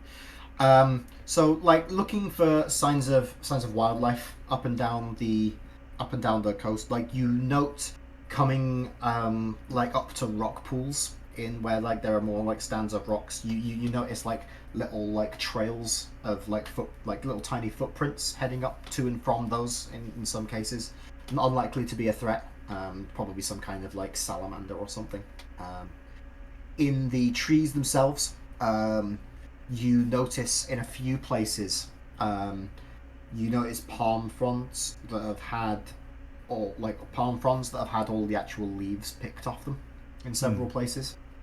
So there's probably some sort of arboreal herbivore around here that's been eating that. You also like the ferns on the ground, like some of them like are partially eaten as well. So there's significant evidence that there's like herbivorous life around here. You don't find any direct evidence of predation. It's almost certainly here. You just don't see direct evidence of it right now. But you don't actually see any wildlife. But you're not really surprised by that, to be honest. There's just been a very loud noise and something's fallen out of the sky, so a lot of the wildlife's kind of cleared off. Well, that's good. It's completely different to the Diwali, where there's a loud noise and everything comes. Well, the predators come. Yes. So that's very good. That is very good. So yeah, I'll just bring my pack back and keep that in mind, kind of thing. That there could be quite a lot of creatures here to hunt, so we're not going to starve to death. Yeah. Yeah, and I'll prep a fire without lighting it, just in case it does get cold. Okay, cool. Right. So with the sun setting on your first day on Shrike, I think that's where we'll leave the session. Next week we will tune it. We will come on at the same time, 7:30 on Monday, where we will follow the adventures of our shipwreck survivors as they presumably try and pick themselves up, survive in their new environment, and try to possibly, maybe, somehow get home. To all of the viewers, thank you for coming. It's been a pleasure to run the game and share it for everybody here. I've been Patrick, your host and GM. With me today in the game we have Brad, Simon, Murat, and Jord. We've been the 5e Frontier, and we'll be back next week.